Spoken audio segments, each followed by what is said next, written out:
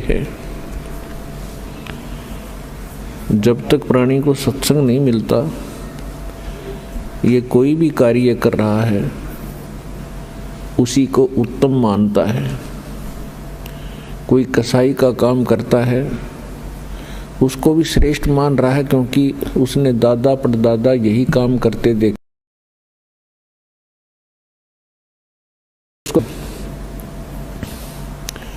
इसी प्रकार कोई शराब पीता है तो शराब पीने वाले को भी बुरा नहीं लगता, क्योंकि उसके साथी सभी उसी कार्य को सहर्ष कर रहे होते हैं। इसी प्रकार कोई चोरी करता है तो चोरों का ग्रुप भी भिन्न ही होता है, तो उनके सब के विचार एक जैसे ही होते हैं, इसलिए उनको वो काम बुरा नहीं लगता। सत्संग में आने से परमात्मा का विधान ज्ञान होता है, परमात्मा के नियमों की जानकारी होती है, और फिर इसको पता चलता है कि जो कार्य मैं कर रहा था वो कहाँ तक उचित थे। फिर वो त्यागने की चेष्टा करता है और एक दिन उनसे विमुक्त हो जाता है। ठीक इसी प्रकार सत्संग में आने से हमें एक और ज्ञान होता है। हम कौन हैं, कहाँ से आए हैं, हमारा उद्देश्य क्या है यहाँ रहने का। ये जीने मरने वाला जो सिस्टम है, सिलसिला है, ये है क्या।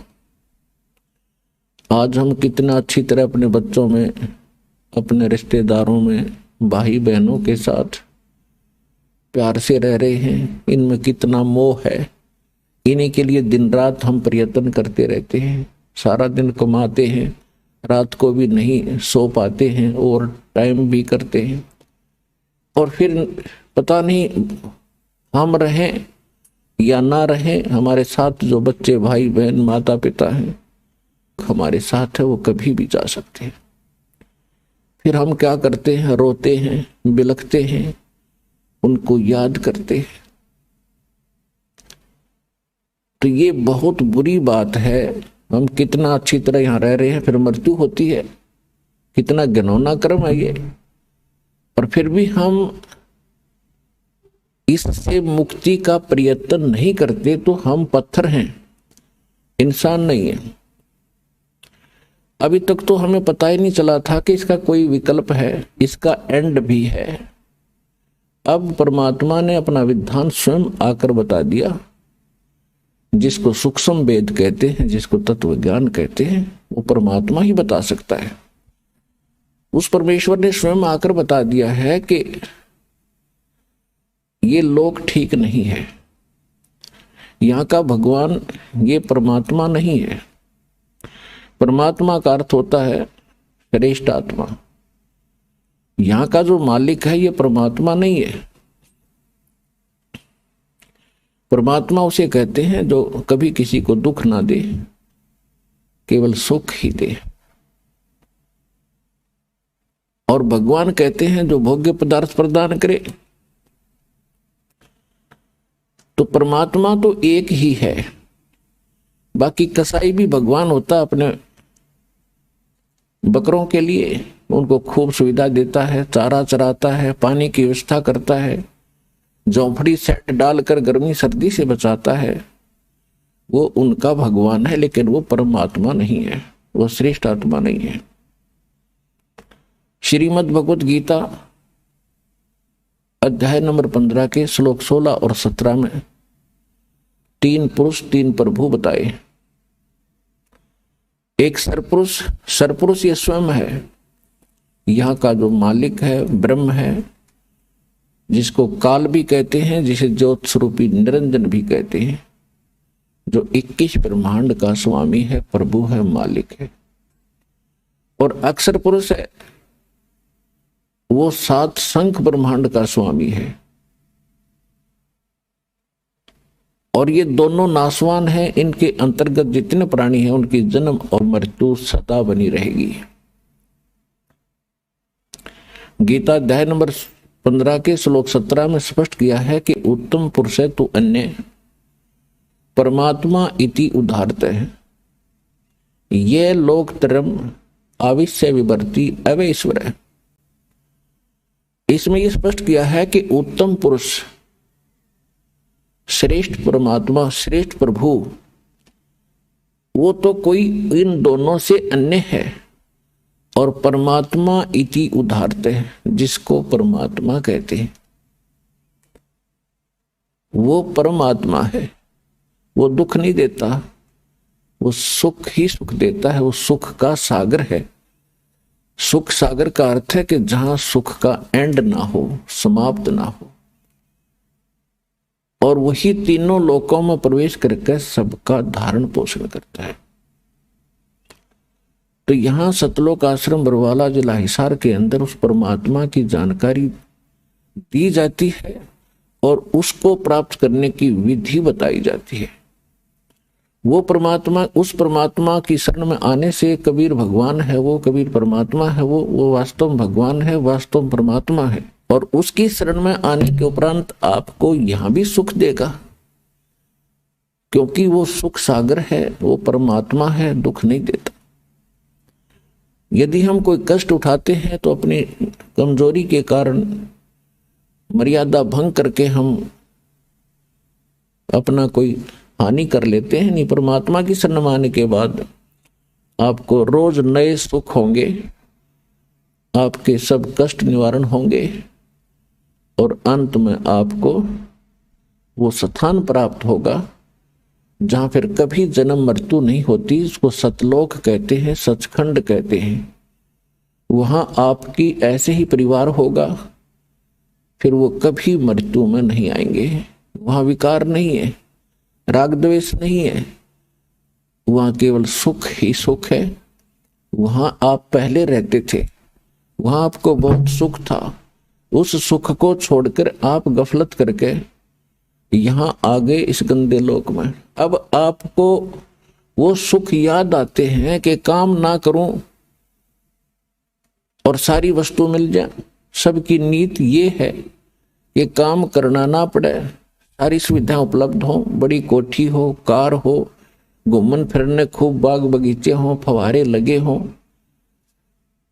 तो यहां तो वो हो ही नहीं सकता।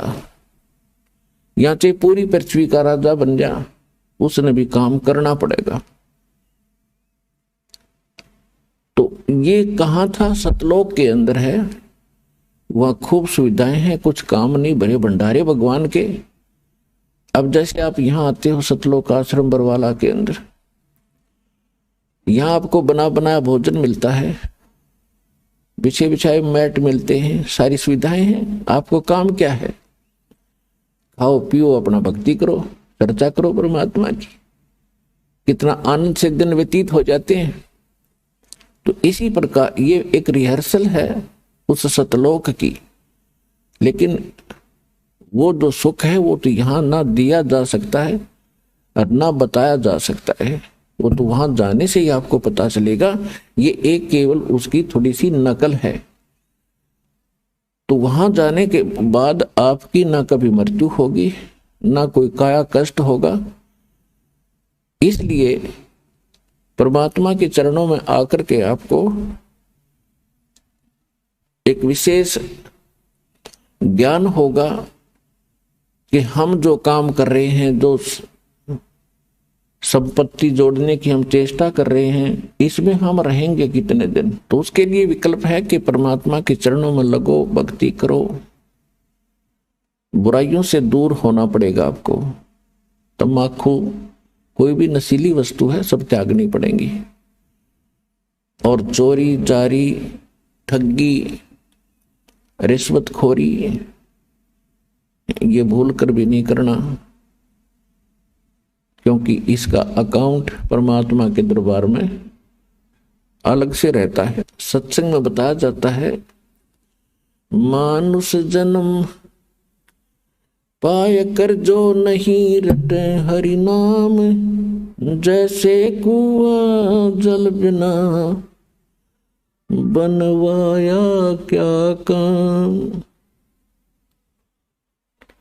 मानुष जन्म दुर्लभ है, ये मिले न बारंबार। तरवर से पत्ता टूट गिरे, वो बोर न लगता डर। साथी हमारे चले गए, हम भी चालन हार। कोई कागज में बाकी रह रही, तात लगी है वार। पृथ्वी पति चकवे गए, जिनके चक्र चलंत। रावण सरीखे कौन गिने, ऐसे गए अनंत। सर्व सोने की लंका थी, वो रावण से रणधीरम। एक पलक में राज बिराजी, जम के पड़े जंजीरम। मन तो सुख के सागर बसरे, भाई और न ऐसा यसरे।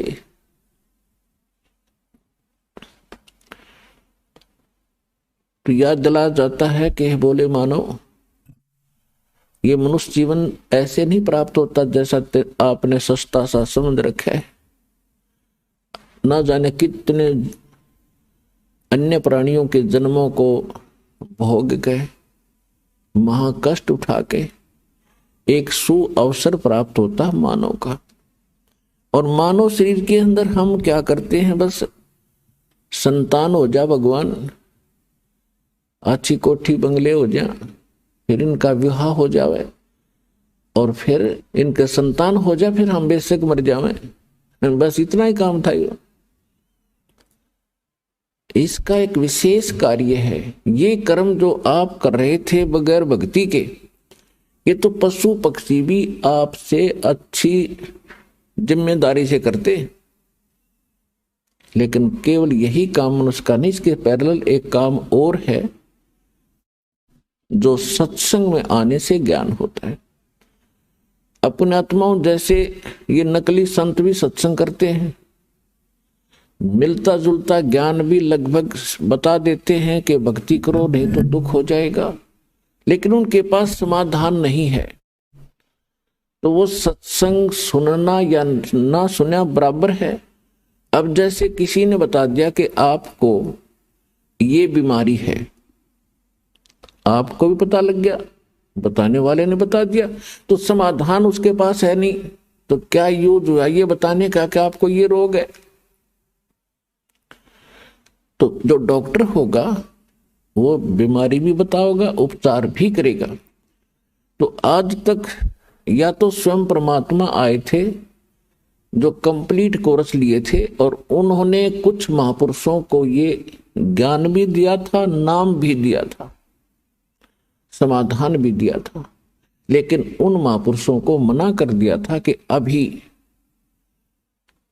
इस वास्तविक भक्ति विधि को और इस तत्व ज्ञान को, मूल ज्ञान को अभी सार्वजनिक नहीं करना।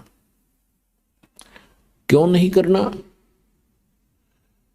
तो धर्मदास नाम के एक बड़े महापुरुष हुए थे, परमात्मा उनको आकर मिले थे जैसा भगवान की लीला में लिखा है।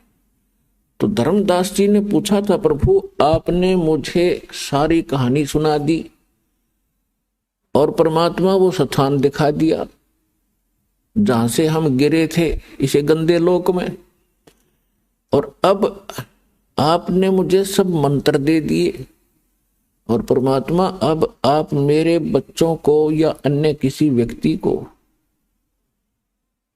ये नाम देने के लिए मना कर रहे हो, इसका कारण क्या है? आपका दास जानना चाहता है। तब तो परमात्मा ने कहा था, धर्मदास ये गंदा लोक है, यहाँ का भगवान बहुत निकम्मा है, ये परमात्मा नहीं है, ये छल कपट करके जीव को यहाँ फंसाई बैठे है, और ये जितने भी प्राणी इसके लोक में हैं ये सब अपनी गलती से बालकपन में यहाँ फंसे हैं।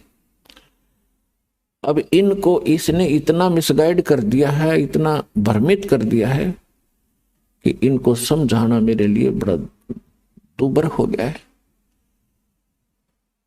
और अब इसने ऐसा मोर्चा डांट दिया कि असली भगवान का तो नामो निशान मिटा दिया। और बाकी सारी चीज को कैसी पूजा करता है, बड़ी खुशी से करता रहो, कोई प्रॉब्लम नहीं। कहीं तीर्थ पर जाओ, कोई व्रत रखो, कोई मंदिर पूजो, मस्जिद पूजो, गुरुद्वारा पूजो, चर्च में जाओ, या कहीं 4 ईंट लगा के वहां मत्था टेकते रहो, या कोई घोर तप कर लो। वो साधना इसने समाप्त कर दी जिससे मोक्ष होगा। और इस काल भगवान ने अपने दूत भेज रखे हैं, ये संत बना के। ये मेरे बच्चे हैं सभी, ये संत भी मेरे बच्चे हैं, मेरी आत्मा है, और श्रोता भी मेरी आत्मा है। लेकिन अब ये इतने भ्रमित हो गए, काल के हाथों पड़ गए। अब यो इनको नाच नचा रहा है, इनकी पूंजी का नाश करवा रहा है। जो संत या कोई नेता, राजनेता, कोई मंत्री, प्रधानमंत्री, राष्ट्रपति बनते हैं, ये पिछले जन्म के बहुत घने पुण्यकर्मी प्राणी होते हैं। जैसे इन्वर्टर की बैटरी चार्ज कर रखी हो और वो पूरी चार्ज है, तो वो चार्ज है, तो वो आगे चार्जर नहीं भी लगा है, हटा दिया गया है, तो भी वो अपना काम प्रॉपर कर रही है। पंखे भी चल रहे हैं, ट्यूब भी जग रही है, और भी जो उसके सत्र का काम वो पूरा कर रहा है। लेकिन यदि आगे उसको चार्ज नहीं किया जाता है, चार्जर गलत लगा रखा है, सही स्थान में चार्जर नहीं लगा है, जिसमें लाइट है, वैसे को चार्जर लगा भी दिखता हो, तो बैटरी चार्ज नहीं हो रही। और जिस समय वो बैटरी समाप्त होगी, डिस्चार्ज हो जाएगी, फिर सब सुविधाएं एकदम समाप्त हो जाएगी। तो ये जितने संत बने हुए हैं, बने हैं या पैसे वाले सेठ बने हैं, ये पिछले जन्म जन्मांतर के बहुत घने पुण्यकर्मी प्राणी हैं। और अब इनके पुण्यों का नाश करवा रहा है ये काल। इनकी महिमा बढ़ा दी, लोग सलूट मारे हैं, गुरु जी बन गए, क्योंकि श्रद्धालु तो उसको गुरु मान बैठा है। और गुरु के प्रति जो आस्था है वो तो एक विशेष होया करती है।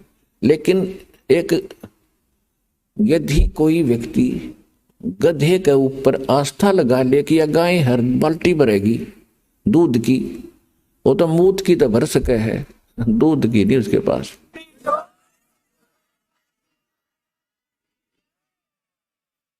तो जितने भी ये नकली संत इस तत्व ज्ञान से परिचित नहीं है, इनको सभी संत मान करके इस आशा में बैठे हैं ये पार करेंगे। ये आप तो हो जाइए पार, थारी तो बात बहुत दूर की है। पार होंगे मूल मंत्र से, मूल मंत्र से पार होंगे, और देने वाला मूल मंत्रों का अधिकारी हो तब पार होंगे। तो इस प्रकार परमात्मा बता रहे हैं धर्मदास जी को कि जिस समय ये भोली आत्मा यहां फंस गई इस काल के जाल में, आगे इसके साथ में, क्योंकि जब ये यहां आए तुम सभी भक्ति युक्त थे, तुम्हारे पास घना धन था भक्ति का, और आप उस भक्ति धन को लेकर इस ठग के साथ आगे, इस ब्रह्म के साथ, सरपुरुष के साथ, इस पर तुम आसक्त हो गए। ये सृष्टि रचना में आपको बहुत बार सुनाया है। अपने पिता से तुम विमुख हुए, भगवान के हृदय से उतर गए, और जिस कारण से आप यहां आ गए। इसने क्या छल किया आपके साथ? पहले आपको रखा ऊपर स्वर्ग में, पहले ब्रह्मलोक में रखा। ये ब्रह्मलोक क्या है? एक रेस्टोरेंट है, एक ये होटल है, और ये उसका मालिक है।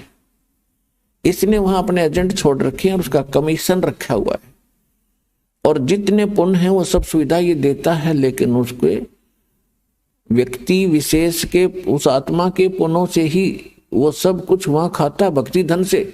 और जब भक्ति धन इसका समाप्त हो जाता है तो उसको पृथ्वी पर पटक देता है यहाँ। और फिर इसने परमात्मा का दिया हुआ ज्ञान, वेद, इनकम्प्लीट दे दिया। परमेश्वर ने इस ब्रह्म को कंप्लीट स्पिरिचुअल नॉलेज दिया था ताकि मेरे बच्चों को ये सारा ज्ञान बता दे, ये भक्ति करके फिर आ जाऊं वापस। इसने जब ये परमात्मा का ज्ञान प्राप्त हुआ, इसको परमात्मा ने, कबीर परमेश्वर जी ने इस काल भगवान के अंतःकरण में, इसकी आत्मा में ये कंप्लीट स्पिरिचुअल नॉलेज डाल दिया था, जिसको तत्व ज्ञान कहते हैं। और समय आने पर ये जो बाहर आया वो स्पिरिचुअल नॉलेज यानी वेद, कंप्लीट वेद, पूर्ण वेद, ये एक ही ज्ञान था। फिर इसने क्या किया कि उसमें से वो पोर्शन निकाल दिया जो परमात्मा की सीधी जानकारी थी, और वो मंत्र इसने नष्ट कर दिए। इसने केवल ये 4 वेद रख लिए, जिसमें महिमा तो परमात्मा की कंप्लीट है, लेकिन वे ऑफ वर्शिप, परमात्मा की पूजा का जो मार्ग है वो केवल ब्रह्म तक का है। ओम नाम का जाप लिखा है यजुर्वेद अध्याय नंबर 40 के मंत्र 15 में।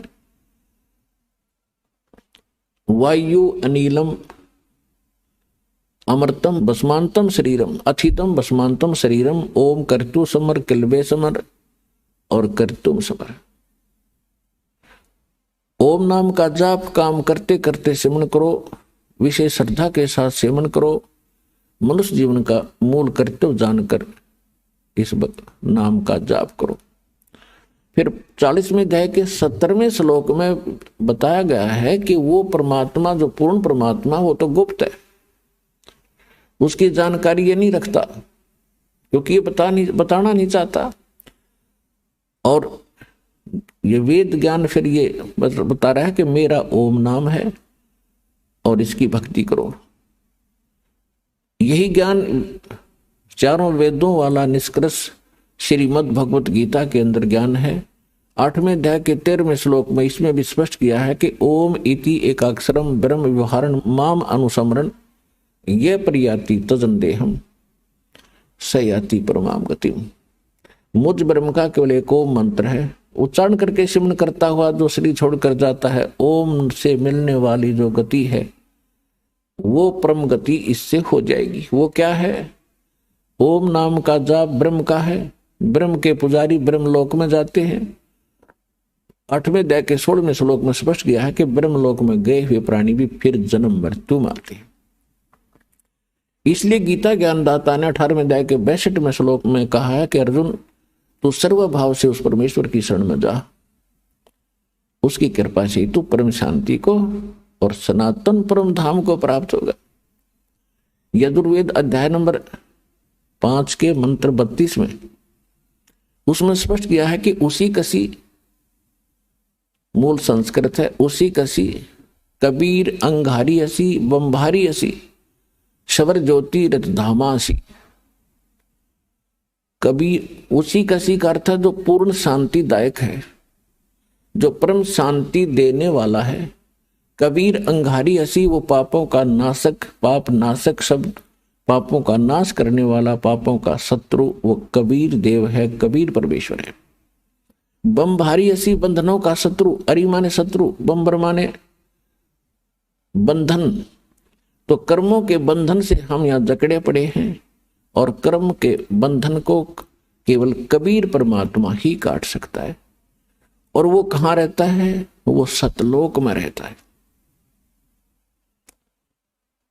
अब गीता अध्याय नंबर 15 के श्लोक 17 में जो स्पष्ट किया है कि वो गीता ज्ञानदाता जो कह रहा है 18वें अध्याय के 62वें श्लोक में कि उसकी शरण में जा, उस परमेश्वर की शरण में जा, उसकी कृपा से तू परम शांति को, सनातन परम धाम को प्राप्त होगा।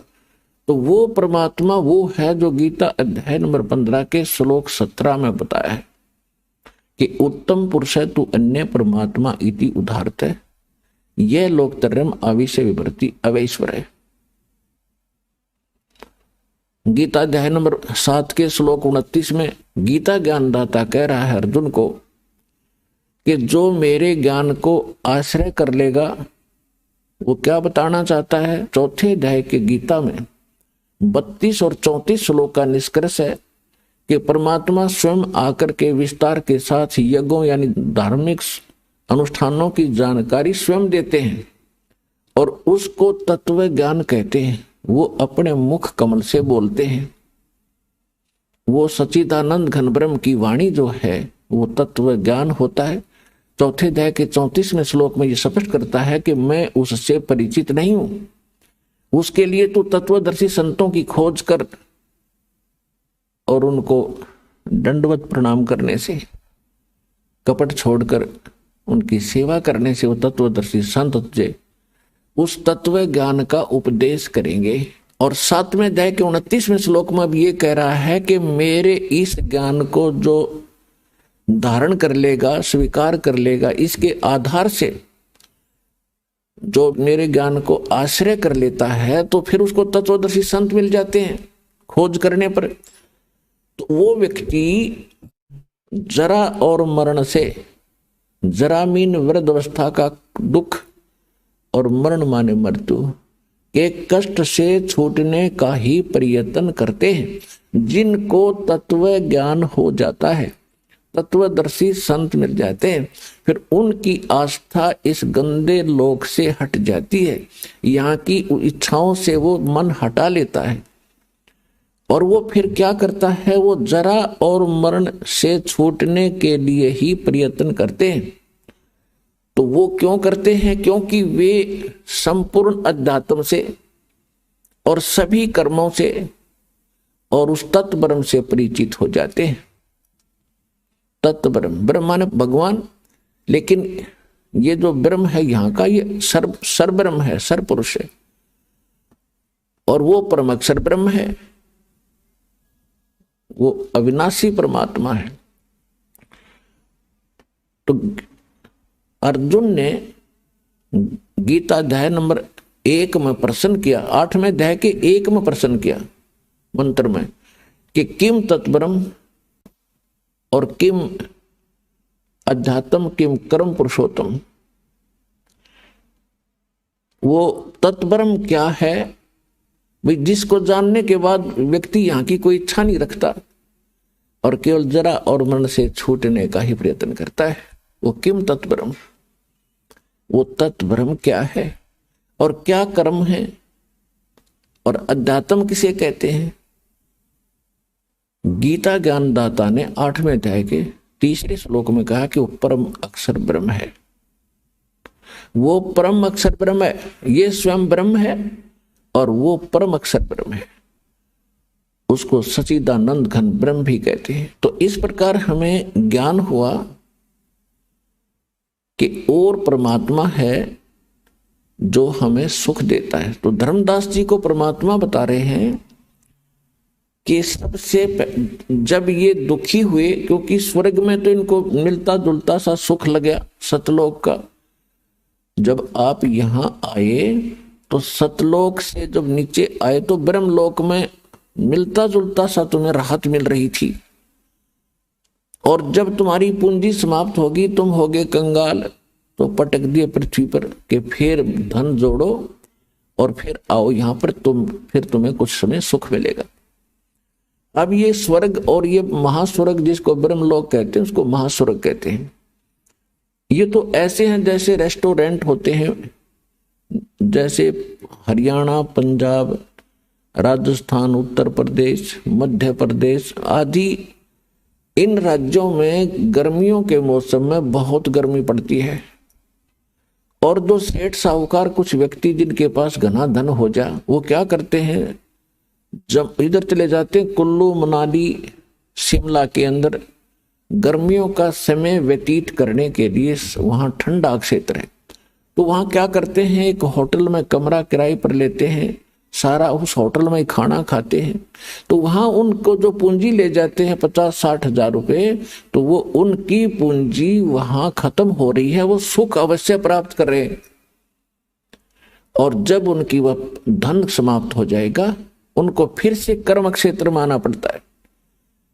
और अगले वर्ष हो सकता है इतनी पूंजी ना बचे कि हम होटल में जा सके 2 महीने 3 महीने काटने के लिए, मई जून जुलाई के, तो फिर वहीं पड़ा रहना पड़ेगा उसको।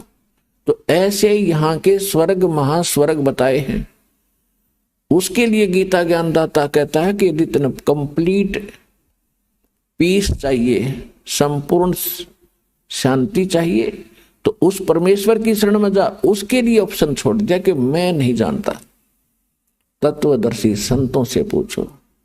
तो ये दास रामपाल दास है, वो तत्वदर्शी संत इस विश्व में।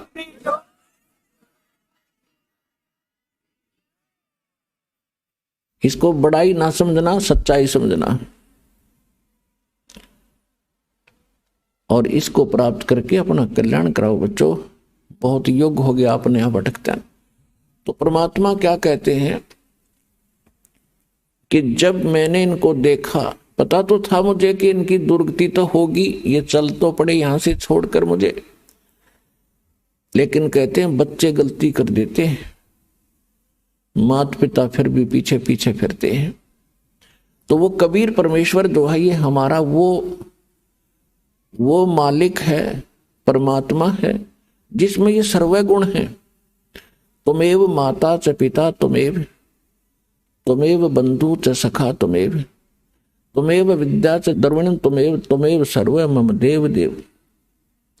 ये वो परमात्मा है जो हमारा सच्चा माता पिता है, क्योंकि उत्पत्ति करता यही है, हमारी माता भी यही है, पालन करने वाला पिता भी यही है, एक सच्चा साथी बंधु मित्र भाई यही है। हमारा आज कितना अच्छा भाई हो, कितने अच्छे माता पिता और बहन हो, हम आज मृत्यु को प्राप्त हो जाते हैं तो हमें वो यहीं थोड़ा बहुत सारा दे सके। जब यहां से गए तो अकेले गए, तो वो परमात्मा यहां भी भाई है, यहां भी पिता है, और यहां से जाएंगे तो भी वो हमारा साथी है। तो उसको छोड़कर हम दुखी हो गए, उसको प्राप्ति का मार्ग हमें मिला नहीं, और जिस कारण से हम प्रयत्नशील भी रहे, लेकिन परमात्मा से मिलने वाली राहत से हम वंचित ही रहे। अब देखियो आपको कैसे सुख होगा।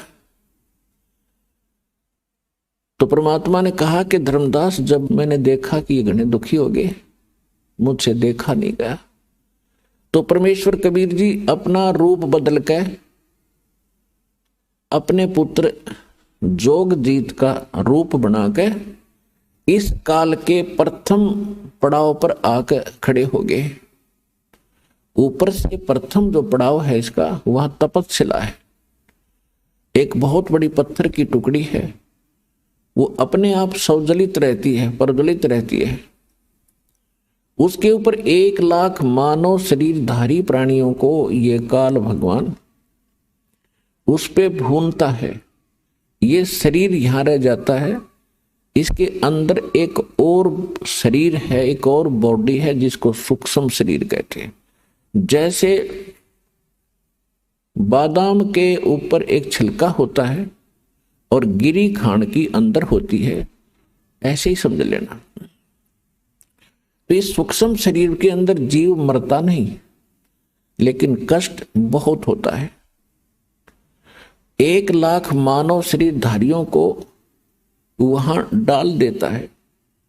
वो बॉडी ऐसा ही रहता है जैसा हमारा शरीर है, एज इट इज चेहरा एज इट इज रहेगा। ये ऊपर का कवर यहां रह जाएगा, ये जो स्थूल शरीर है। जैसे सर्प कांचली छोड़ जाता है, तो वो कांचली सर्प नहीं है, सर्प उससे अलग है।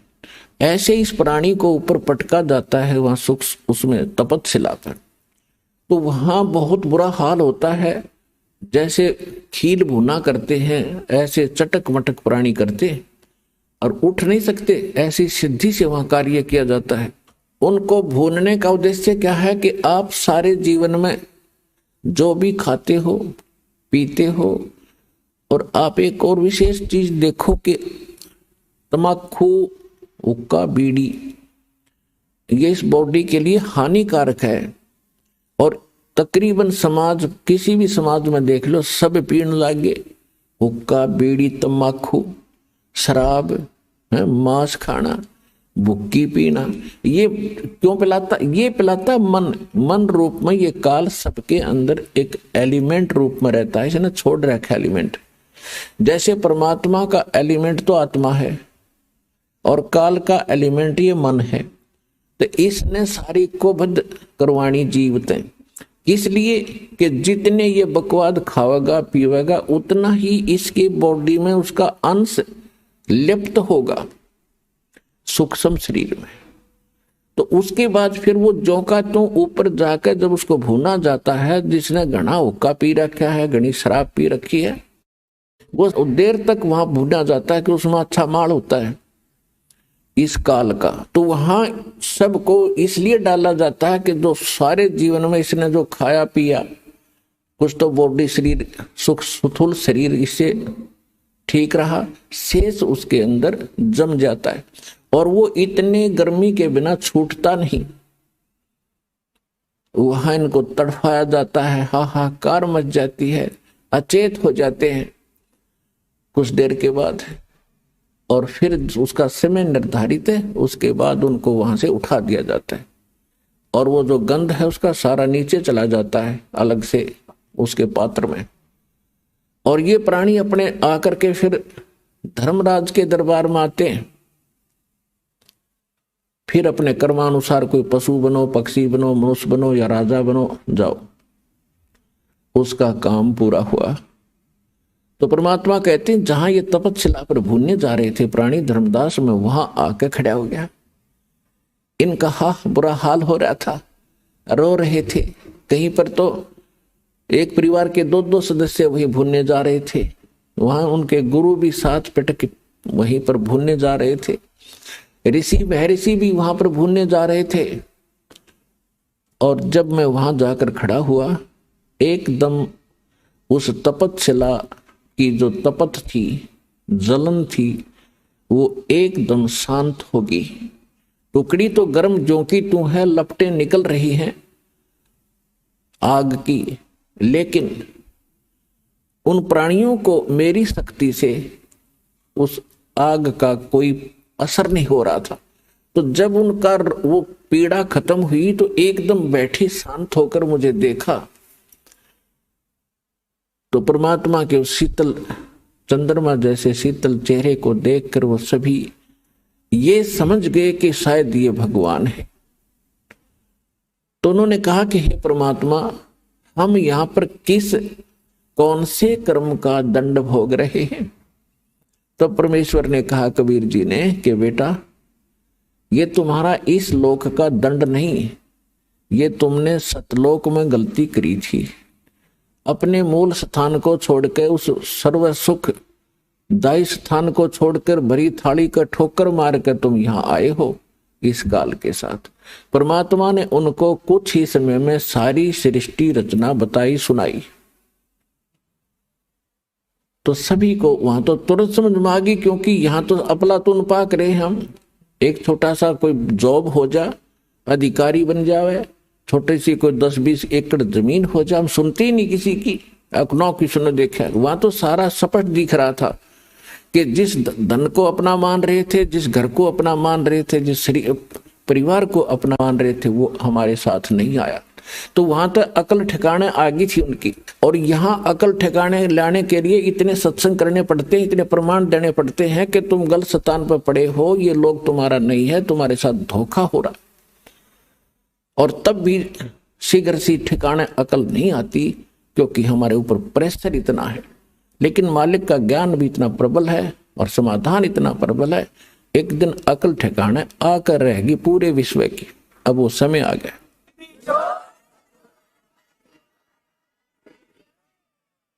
तो सभी ने करबद्ध होकर कहा, परमात्मा हमें छुड़वा लो इस गंदे लोक से। तो परमेश्वर ने कहा कि भी ऐसे नहीं होगा। जिस समय आपको पृथ्वी लोक पर मानव शरीर प्राप्त हो, स्त्री या पुरुष का, और वहां मेरा कोई भूला भटका कोई संत तुझे मिल जा, इस मेरे इस ज्ञान को बताने वाला जो मैं तुम्हें बता रहा हूं, ये याद रखना, उसकी शरण में चले जाना। वो जो विधि बताओगा भक्ति की, वो भक्ति करना बेटा, फिर तुम्हें वहां भी सुखी करूंगा और फिर तुम इस तपस्या पर नहीं आओगे, बाईपास ले जाऊंगा, तुम वो भक्ति करना। तो वहां तो सभी हां भर रहे थे कि कान पकड़ते हैं भगवान, आज के बाद इस काल का नाम नहीं जाप करेंगे, हम इसने याद भी नहीं करेंगे, हम आपकी भक्ति करेंगे। हमने तो भगवान जान के और इस काल की पूजा की दाता। आज अकल खुली हमारी, और अब के मनुष्य जीवन मिलेगा तो हम वही भक्ति करेंगे जिससे आपकी प्राप्ति हो। तो परमात्मा ने कहा भाई ठीक है, याद रखना इस बात को बच्चों, भूलना नहीं। और तुम वहां ऋषि बैठे थे, जो गुरु बैठे थे, वो निराकार बताया करते थे ब्रह्म को। परमात्मा ने कहा कि ए मुनि जी, तुम कैसा मानते थे परमात्मा को? कि जी हमने तो ऐसा ही ज्ञान हुआ है कि वेदों में निराकार बताया गया है। वेद तो बड़े नीना, तुम्हें पता वेदों का सट्टे मारे तुमने। वेद तो साकार बताते हैं, तुम्हारा अनुभव निराकार बताता है कि खोजत खोजत थक गए, अंत कहा बेचून। बेचून माने निराकार। तुमने जो जिस विधि से भगवान पाने की चेष्टा की उससे परमात्मा नहीं मिल सकता, और इसलिए गलत प्रयत्न साधना करके तुमने अपना अनुभव गढ़ दिया कि भगवान निराकार, वो दिखता कोई नहीं, प्रकाश प्रकाश दिखता है,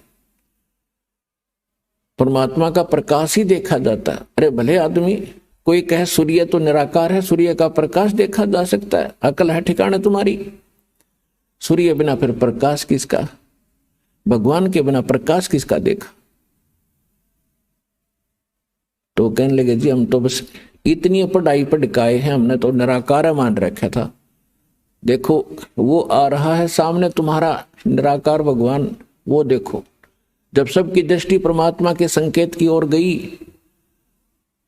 तो ओछा माथा, काला शरीर, विकराल चेहरा, ये उसका वास्तविक रूप है। और उस रूप को यदि आप यहां देख ले तो कलेजा फट जा। जिसको तुम खोजने के लिए ऋषि महर्षि हजारों वर्ष तक ब्रह्म न पावेंगे, ब्रह्म न पा लो, थारा कलेजा फट जा, उसने देख लो। तक सारी उल्टी साधना की तुमने, सब ज्ञान गलत ज्ञान स्वयं ग्रहण किया और सारी जनता को भ्रमित कर दिया। वो आ रहा तुम्हारा भगवान, और तुम्हारे से निकले इस गंध को खाएगा वो। और अब तुम जाओ यहां से। परमात्मा ने अपनी शक्ति से उनको वहां से उड़ा दिया। अब काल का भोजन का समय हो गया था, क्योंकि उसने भी निर्धारित समय फिक्स कर रखा है कि इतने समय में ये भुन बांध कर चले जाएंगे यहां से, केवल वो माल शेष रह जाएगा, उनसे निकला हुआ गंध, वो उसका माल है। वो खाने के लिए आया तो देखा सामने एक व्यक्ति खड़ा है। अब उसने निकट आकर देखा, क्या देखा कि तो मेरा बड़ा भाई खड़ा है, जोगजीत खड़ा है। अब काल, जब वहां काल ने गलती की थी सतलोक में, ये सृष्टि रचना में आपको सुनाया हुआ है, यहां केवल एक हिंट देकर आज सत्संग का विषय दूसरा रखना है। तो वहां सतलोक से जब इसको निकाला था 21 ब्रह्मांड समेत, तो परमात्मा इसी रूप में गए थे, जोगजीत रूप में। तो जब जोगजीत रूप में उसने देखा कि ये परमात्मा के निकट मेरा भाई है, उनके साथ रहता है ज्यादा, और उसका संदेश वही लेकर आता है, कोई आज्ञा क्या है ये पूछता हूं पहले इससे। तो उस ज्योत निरंजन काल ने जोगजीत से कहा कि जोगजीत तू यहां क्यों आया? अब कोई पिता का आदेश है तो मुझे बता, और तूने मुझे वहां से मार कर निकाला था, तू मेरे लोक में क्यों आया? मेरी तू आ कैसे गया? अब मैं तुझे पहले तो आदेश बता दे क्या है परम पिता का, फिर तुझे मैं मारूंगा, कुटूंगा। तब परमात्मा बता रहे हैं धर्मदास जी को, मैंने इससे बताया कि सुन ले आदेश परम पिता का। ये आत्मा परमात्मा की है, और ये तेरे साथ आ भी गई थी तो ऐसा जुल्म नहीं करना था तूने। अन्यायी, कोई गधा बना दिया, कोई गधी बना दी, कोई सूर बना दिया, कोई सूरी बना दी, कोई कुत्ते गधे की योनि भोग रहा है, कोई कष्ट से पीड़ित है, किसी को कैंसर है, किसी को टीबी है, किसी का हाहाकार मच रहा है, किसी की टांग कट गई, किसी का हाथ कट गया, ये जुल्म कर रखा तूने। तेरे रहम नाम की चीज नहीं है। परमात्मा दुखी हुए इस बात से। तो वो कहता है कि मैं तो सत्य का राज करता हूं, जो जैसा कर्म करता है उसका वैसा ही फल देता हूं। भगवान का आदेश है मेरे को कि सत्य का राज करना, किसी अन्याय ना करना। परमात्मा बोले कि मुझे मालूम है तू जैसा सत्य का राज करता है, ये मन रूप में तू खुद विद्वान है, सारे उल्टे काम कराता है आत्मा से, और जब आत्मा सजा भोगती है तू भाग जाता है। कबीर साहब कहते हैं, मन के मते ना चालिए, मन है पक्का दूत, ले डूबे दरिया में फिर जावे हाथ से छूट। करवा के कुकर्म आत्मा दंड भोग रही है, कोई गलती करवा देता है, इसकी पिटाई हो रही है, मन एक तरफ बैठ जाता, आत्मा रो रही होती, गधा बनवा के छोड़ देता, उल्टे काम करवा के। आप किसी को कहे भक्ति कर ले, मनु कहेगा ना आजा ताश खेल लाएंगे, छोड़ के इधर भक्ति में है। कोई कहे भाई भगवान का नाम, चलो सत्संग में ना टाइम नहीं है, और वहां बिछा के गली में बैठ जाएंगे ताश खेलने सारे दिन। इबका मार आन दे, इबका देखूंगा, सारा दिन धक्के खा के बकवास करे। तो ये मन करवाता है। और जब आत्मा जाग जाएगी, झांखे भी नहीं इन कर्मों को, तो आत्मा को यहाँ जगाया जाता है, इसका मूल ज्ञान बताया जाता है, ये कहाँ की रहने वाली है, वो स्थान याद कराया जाता है, ये सत्संग में याद कराया जाता है। तो सुन ले आदेश परमात्मा का। जोग जीत रूप में भगवान कह रहे हैं कि मैं नीचे जाऊंगा, सभी तेरे ब्रह्मांड सब लोक में जाऊंगा, नीचे के स्वर्ग लोकों में, ब्रह्मा विष्णु महेश की नगरी में, और पृथ्वी लोक पाताल लोक पर जाऊंगा। सब जीवों को बताऊंगा कि ये भगवान नहीं है जिसको तुम परमात्मा मान बैठे हो, ये वो परमात्मा नहीं है। और वो ज्ञान बताऊंगा, उस भगवान के चिन्ह बताऊंगा जिसका तूने नामो निशान मिटा दिया।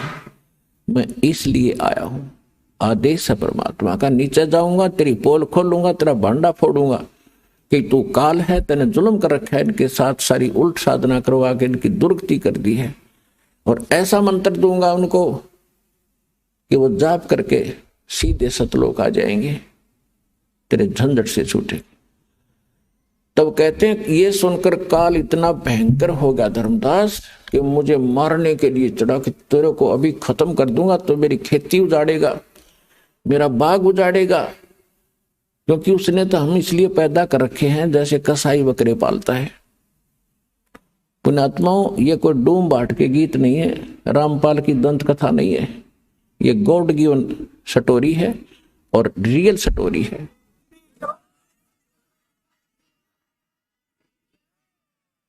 क्योंकि हमने अपने गलत ज्ञान सुन रखा है, वही अटपट अच्छे लगे। रामकृष्ण की कहानी, सुदामाली, वैसी इतनी भक्ति थी क्या? ये क्या यही कहानी थी? ये है वो परमात्मा की सत्यनारायण कथा जो दास साहब को सुना रहा है। तो आपको इसलिए पाल रखा, धर्मदास जी को बता रहे परमात्मा के जैसे कसाई बकरे पालता है, और उन बकरों की बुद्धि इतनी ही काम करती है कि ये बहुत अच्छा आदमी है जो हमारा मालिक है। कैसे अच्छा आदमी है कि इसने बहुत बढ़िया हमारे लिए इस चरागाह बनवा रखे हैं जहां हम चरते हैं, एक सरोवर तालाब बना रखा है जहां हम पानी पीते हैं, फिर एक झोंपड़ी डाल रखी है, शेड डाल रखा है जहां हम गर्मी सर्दी से बचने के लिए उसके नीचे बैठ जाते हैं। और ये मालिक आता जब हमें बड़ा संभालता है, हमारे ऊपर हाथ फेरता है। तो यहां परमात्मा कहते हैं धर्मदास जी को कि आप जब ये सुविधाएं देखते हो यहाँ की कि कितना सुंदर बाग बगीचे, कैसे झरने बह रहे हैं, कितना नीचे शीतल जल निकल रहा है, मीठा जल, और बड़ी हवा चल रही है, बड़ी पृथ्वी दे रखी है, इस पर बड़े पदार्थ दे रखे हैं, इनको देखकर तो ऐसा लगता है कि गणा बढ़िया भगवान है, बहुत अच्छा स्वामी, कितनी सुविधा हमारी कर रखी है। और जब ये कुंडबा घाणी करता है, कितने दुर्घटना में परिवार के परिवार नाश हो जाते हैं, भूकंप आ जाता, पूरा क्षेत्र तहस नहस हो जाता है, तो उस समय इसकी दयालुता पर हमारे दिमाग नहीं जाता कि अब ये क्या हो रहा है। परमात्मा ने बताया कि जैसे कसाई जो बकरों को ये सुविधाएं देता है तो उनको ऐसा लगता है कि बहुत बड़ी आदमी, और जब वो उनके पास आता है तो उससे प्यार करते हैं वो कि हमारा नेक मालिक आ गया, और उसके पंजाड़ी ऊपर ने पैर उठा कर सीने से लगते हैं, उसको चाटते हैं उसके हाथों को। जब उनको वो छूता है, वो तो देख रहा है कि इसमें मांस कितना हो गया, कितने किलो का बिकेगा, और वो बकरा चाटता है प्यार में कि हमारा मालिक मालिक बहुत बढ़िया है। और जब भी उसको आवश्यकता होती है एक डंडा लेकर निकाल लेता कि चाहे बेटा मरो चाहे बेटी कटो, माँ कटो चाहे भाई और बहन कटो, वो ना देखता किसी ने। तो ये स्थिति समझ लेना धर्मदास इस काल कसाई में जहां आप रह रहे हो, इस गंदे लोग पे। लेकिन आपको कोई ये ज्ञान बताने वाला था नहीं, और परमात्मा बताने के लिए आए तो हम सुनने को तैयार नहीं थे, क्योंकि हमारे धर्म गुरुओं ने हमें मिसगाइड गढ़ा कर दिया कि कबीर जो है ये अशिक्षित है, ये क्या जाने धर्म ग्रंथों के बारे में, संस्कृत इसको आती नहीं। और हमारे धर्म गुरु संस्कृत नहीं बोला करते, हम उनके ऊपर कुर्बान थे कि ये विद्वान है, सचमुच कबीर तो एक धानक है, जुलाहा है, अशिक्षित है, ये क्या जाने वेदों और सदग्रंथ के बारे में। तो ये निंदा कर रहा है हमारे धर्मों की। और परमात्मा सच्ची बताया करते थे, वही ज्ञान जो आज दास बता रहा है यही परमात्मा स्वयं बताया करते थे। उस समय हमने स्वीकार नहीं किया क्योंकि हम अशिक्षित थे। अब जो रहस्य आपको आज उजागर किया जा रहा है कि वो नाम क्यों मना कर रखा था उस समय बताने को, और अब क्यों आदेश दिया है इसको खुलेआम बताने का। तो उस समय धर्मदास जी को परमात्मा ने बताया कि इसने ये व्यवस्था कर रखी है, अपने स्वार्थवश तुम्हें यहां रोक रखा है, और 3 गुण है इसके पुत्र, उनमें एक एक गुण भर रखा है, और उनके कारण आप इतने यहां जकड़े पड़े हो। ब्रह्मा में रजगुण भर दिया, रजोगुण के प्रभाव से जैसे किसी ने शराब पी रखी है या भांग पी रखी है, वो जो भी गतिविधि करता वो होश हवास में नहीं कर रहा, वो तो मजबूरी है। 1000 ने पी रखी हो भांग तो सारी एक जैसा काम करेंगे, एक जैसी उनकी चाल होगी, एक जैसी बोली होगी, एक जैसी क्रिया होंगी। तो यहां सबके ऊपर, प्रत्येक प्राणी पर, चींटी से लेकर हाथी मानव, सबके ऊपर उनका प्रभाव है। तो उससे प्रभावित होकर सभी संतानों उत्पत्ति करते, ये विवश हो गए हैं। बस की बात नहीं प्राणी कहते, कितनी बात बनाओ, ऋषि महर्षियों की कथा सुना दें आपको, ये बड़े बड़े इन्होंने खूब कोशिश की हम इस विकार से बचें, वासना रहित हो जाएं। एक श्रृंगी ऋषि था और वो घर त्याग कर ऋषि परमात्मा पाने के लिए जंगल में चला गया। अब इनको ज्ञान तो था नहीं बेचारों को, लेकिन भगवान के लिए आत्मा भटक ही रही है। आप भी भटक रहे हो, कोई कहीं जा रहा था, कोई कहीं जा रहा था। यह आत्मा रुक नहीं सकती जब तक परमात्मा नहीं मिलेगा इसने। तो श्रृंगी ऋषि ब्राह्मण घर त्याग कर जंगल में बाल ब्रह्मचारी रहे, और ये पहले यही क्रिया करने की चेष्टा करते थे कि पहले हम निर्विकार हों तो तब भक्ति बनेगी, इनकी यह सोच थी। तो जिस साधना से वो निर्विकार होने की कोशिश कर रहे थे वो साधना भी निर्विकार नहीं हो सकते। तो उन्होंने क्या किया कि भी अन्न अधिक नहीं खाना चाहिए, ज्यादा अन्न खाने से वासना जागती है, चटपटे भोजन खाने से। तो उसने अभ्यास करते करते इतना अल्प आहार करने का अभ्यस्त हो गया, लास्ट में एक दिन में वृक्ष के तरफ मुंह करके बैठ जाता, भक्ति करता था। साधना जैसा उसने डले ढूंढ का पता था, और सारा दिन में एक बार वृक्ष की छाल पर जीभ मारता था। बस अंत में इतना अल्प आहार हो गया था उसका, और जिस कारण से वो आसपास के क्षेत्र में घना प्रसिद्ध हो गया। कि भी इस महात्मा देखा नहीं, सारा दिन भक्ति करता है, समाधिस्थ रहता है, आंखें भी नहीं खोलता, सारा दिन में एक बार वर्ष के जिह्वा लगाता है, बस उसी से तृप्त हो जाता। अयोध्या नगरी के आसपास जंगल में वो बैठा था, तो वहां सब जगह ये बातें फैली। तो अयोध्या के राजा दशरथ की लड़की थी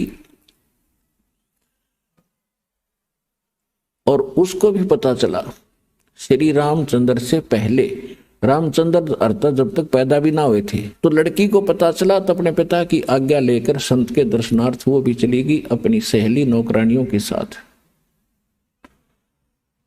तो वहां जाकर देखा उसने कि साधु बड़ा महापुरुष है, और अगर यदि ये आंखें खोल ले, इसको घर ले आए हम और इसके वचन सुने, सेवा करें, कुछ अच्छी हमारी किस्मत बनेगी।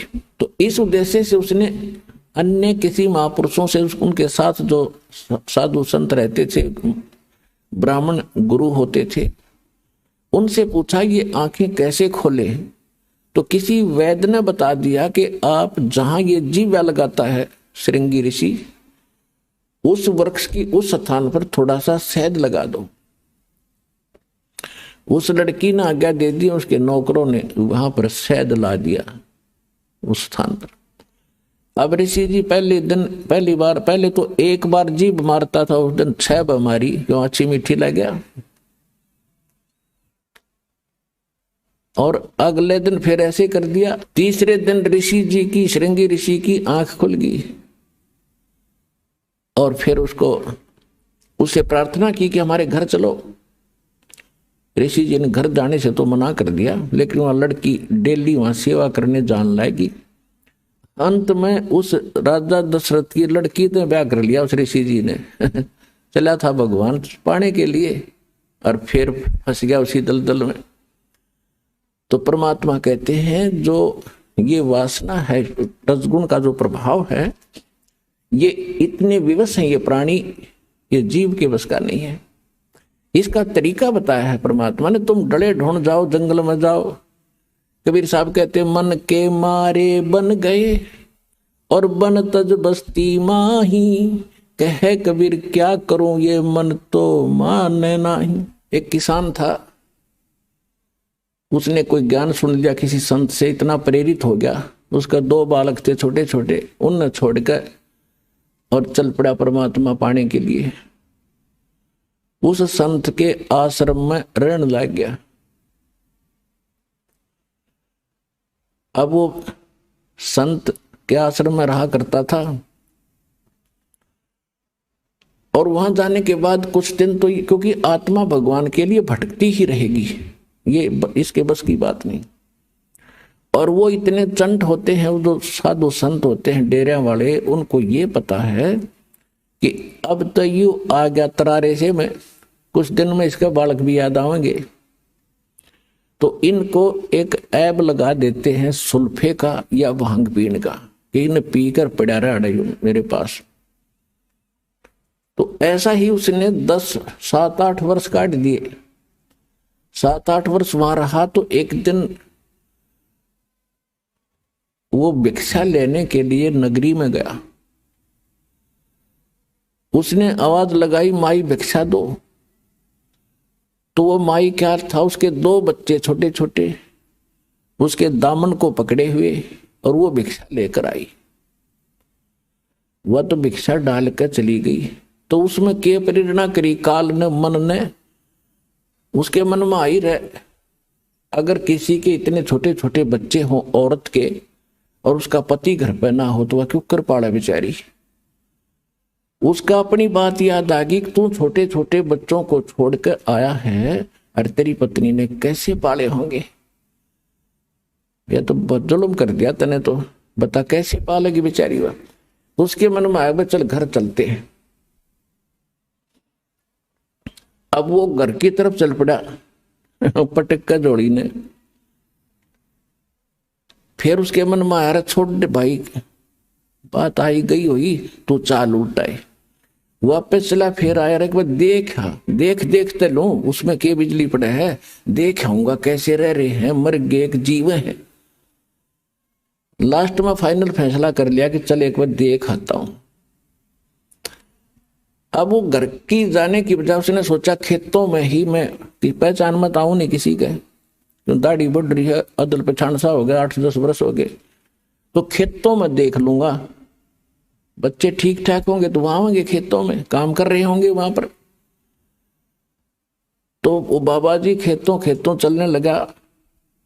वहां पर उसका छोटा भाई और उस बाबा जी की पत्नी वहां खेतों में काम कर रहे थे। तो उसके छोटे भाई ने अपनी भाभी से कहा कि देखो मुझे तो ऐसा लगता जैसे मेरा भाई आ गया हो। वह कहने लगी तू हमेशा ऐसे मजाक करता रहता है, मेरे वो थोड़ा बहुत दुख बोलती हूँ तो फिर ताजा कर देता है, तू मत बार बार ये बातें मत कहा करे। नो बोला सच्ची कहूं देख सामने चाल तो दिखा उससे कैसी, उसने भी देखा कहा चल चाल तो वाए दिखा पर वो तो कहाँ हुआ था, वो तो बाबा बन गया, कहाँ होगा यहाँ पर। फिर निकट से आया, जब उन्हें पक्का देख लिया कि वही हैरी दरिया रहा है तो वही होगा, तो वो कहने लगी फिर यू फिर चला जाएगा, जब आ गया तो फिर भी जाएगा।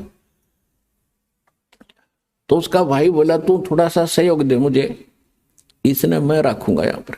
वो कहने लगी बोल क्या करूं, कि तुम्हारे खेत में जो शीशम है मैं इसने काटने लगूंगा और तू शोर मचा दिए, अगर मेरा धनी होता तो तू के काट लेता, मेरे खेत में 2-4 फुट अंदर है फिर भी तू अपनी कह रहा है। तो उसने ऐसा ही कर दिया ड्रामा, वो लेकर कुआड़िया लाग गया शीशम ने धीरे धीरे किता किता मारने, और वो लागी शोर मचाने कि तने मैं सदाई लूटी हूं, मेरा पति घर पे होता तो क्या तू आज ऐसा कर्म करता, देखो रे लोगों 10-5 फुट अंदर जगह मेरे खेत में हरनों का मेरी है, काटूंगा, मानता नहीं। और वो जुआर में बढ़ के नो देखा था, सुना था सारी बात बैठा बैठा। जुआर रोती देखी, जब लकड़ का आया, बोला रे एक लिए नहीं है मैं भी आ गया हूं।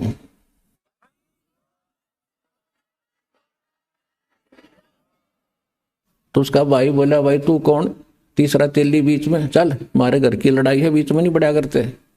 जो बोला इसकी शीशम वाला हूं मैं, शीशम वाला।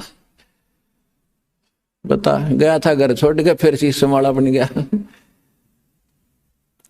नो बोला भाई वो तो कौन ही तू मेरा भाई, तेनो थोड़ा तेरे बुंडा शकल, तेरी शकल भी पिछाड़ में ना आती, भागड़े थे। तो वहां खेतों में कोई नाई था, किसी आड़ी के बाल काटना आ रहा था, वहां गया। नो बोला मेरे बाल काट फटाफट नाश हो गया बात का। बोला भाई क्या हो गया, बोला मैं फलाना हूं, मेरे भाई ने जुल्म कर रखा, देखो मेरी शीशम काटने लग रहा। और दूसरा आड़ी था, बोला मेरे पीछे काटिए पहले तो इससे के काट। सुबता हुआ बात या उसके काट कर मुंड कर दिया साफ। आया ने बोला देख ओए हो ना, हाँ बोला वो आजा। भाई सीने का लगा लिया और उड़े बैठ गया, भाई बन गया फिर घर बारी। तो परमात्मा कहते हैं मन के मारे बन गए और बन तज बस्ती मां, कहे कबीर मैं क्या करूं ये मन तो माने ना। ये मन मानने कैसे, जो हमारे शास्त्रों में लिखी विधि है,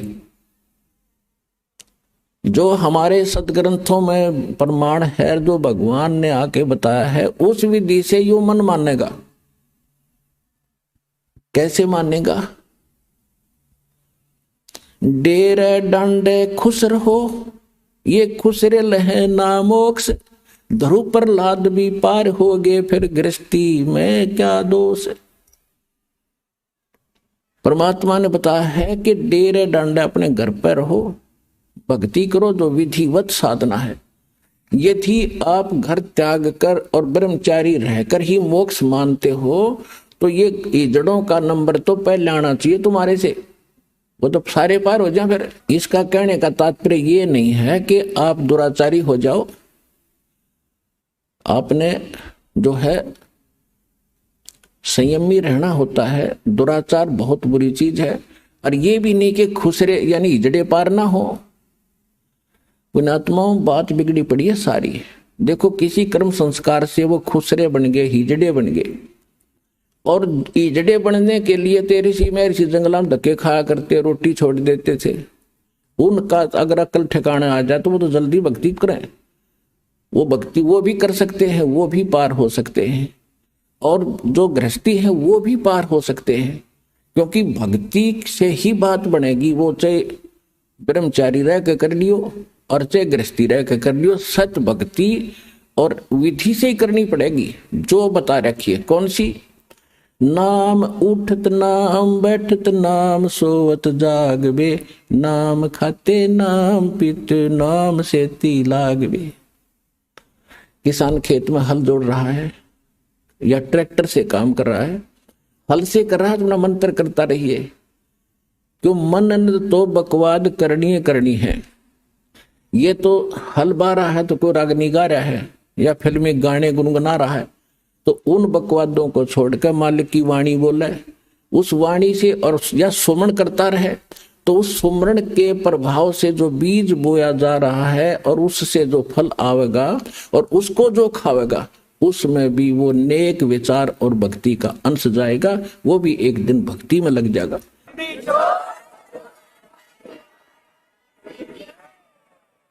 ये इन विचारों का इतना प्रभाव पड़ता है।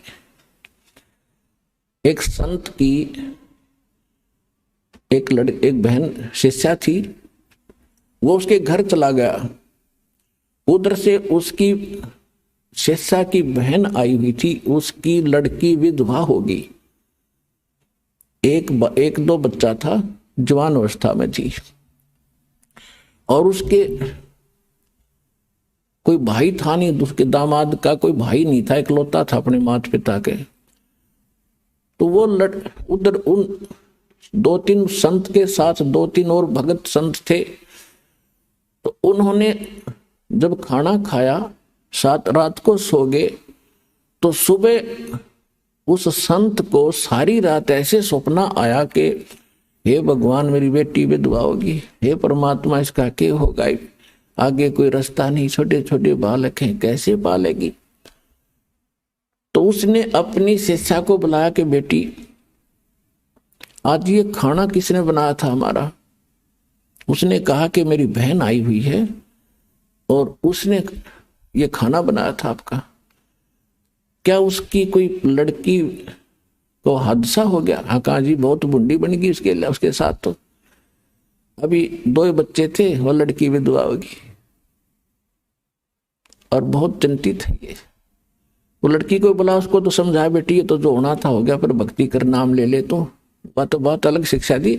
लेकिन कहने का भाव ये है कि वो खाना बनाने वाले के विचार उस भोजन में गए और उसको जाकर अफेक्ट किया उस ऋषि संत को। तो इसी प्रकार जो आज सारे वातावरण में रागनी फिल्मी गाने राजनीति की बातें या अटपट सुनते हो, अखबारों में पढ़ते हो, फिर दूसरों को सुनाते हो, ये सारे समाज में फैल गया, सबका वही स्वभाव बन गया। सुबह उठते आदमी चाह पीछा पीवा, पहले का अखबार लो, अखबार हम के पढ़ रहे उड़ा 3 मर गए हैं, उसका न्यू हो गया, फलाना न्यू हो गया, वहां बलात्कार हो गए, ये पढ़ने की बातें हैं। सुबह उठते मालिक की कथा सुने, परमात्मा के मंत्र जाप करें, परमात्मा की कथा सुने तो आत्मा का उद्धार हो। तो अब जैसे भक्त बताते हैं कि ट्रेनों में या बस में दूर देश से दूर राज्य से बच्चे आते हैं भगवान के, तो सुबह सुबह या शाम के समय जब ट्रेन में होते हैं, कोई आरती कर रहा है, कोई मंत्र कर रहा है, कोई सुबह के नित्यनेम कर रहा है, कोई दोपहर की रमैनी लगाए बैठा मोबाइल में, एक वातावरण बदलता जा रहा है। तो पूरे विश्व पर इसका असर होगा, एक दिन सब नाम लेंगे, ये मालिक का वचन है। तो ऐसे प्रभाव पड़ेगा।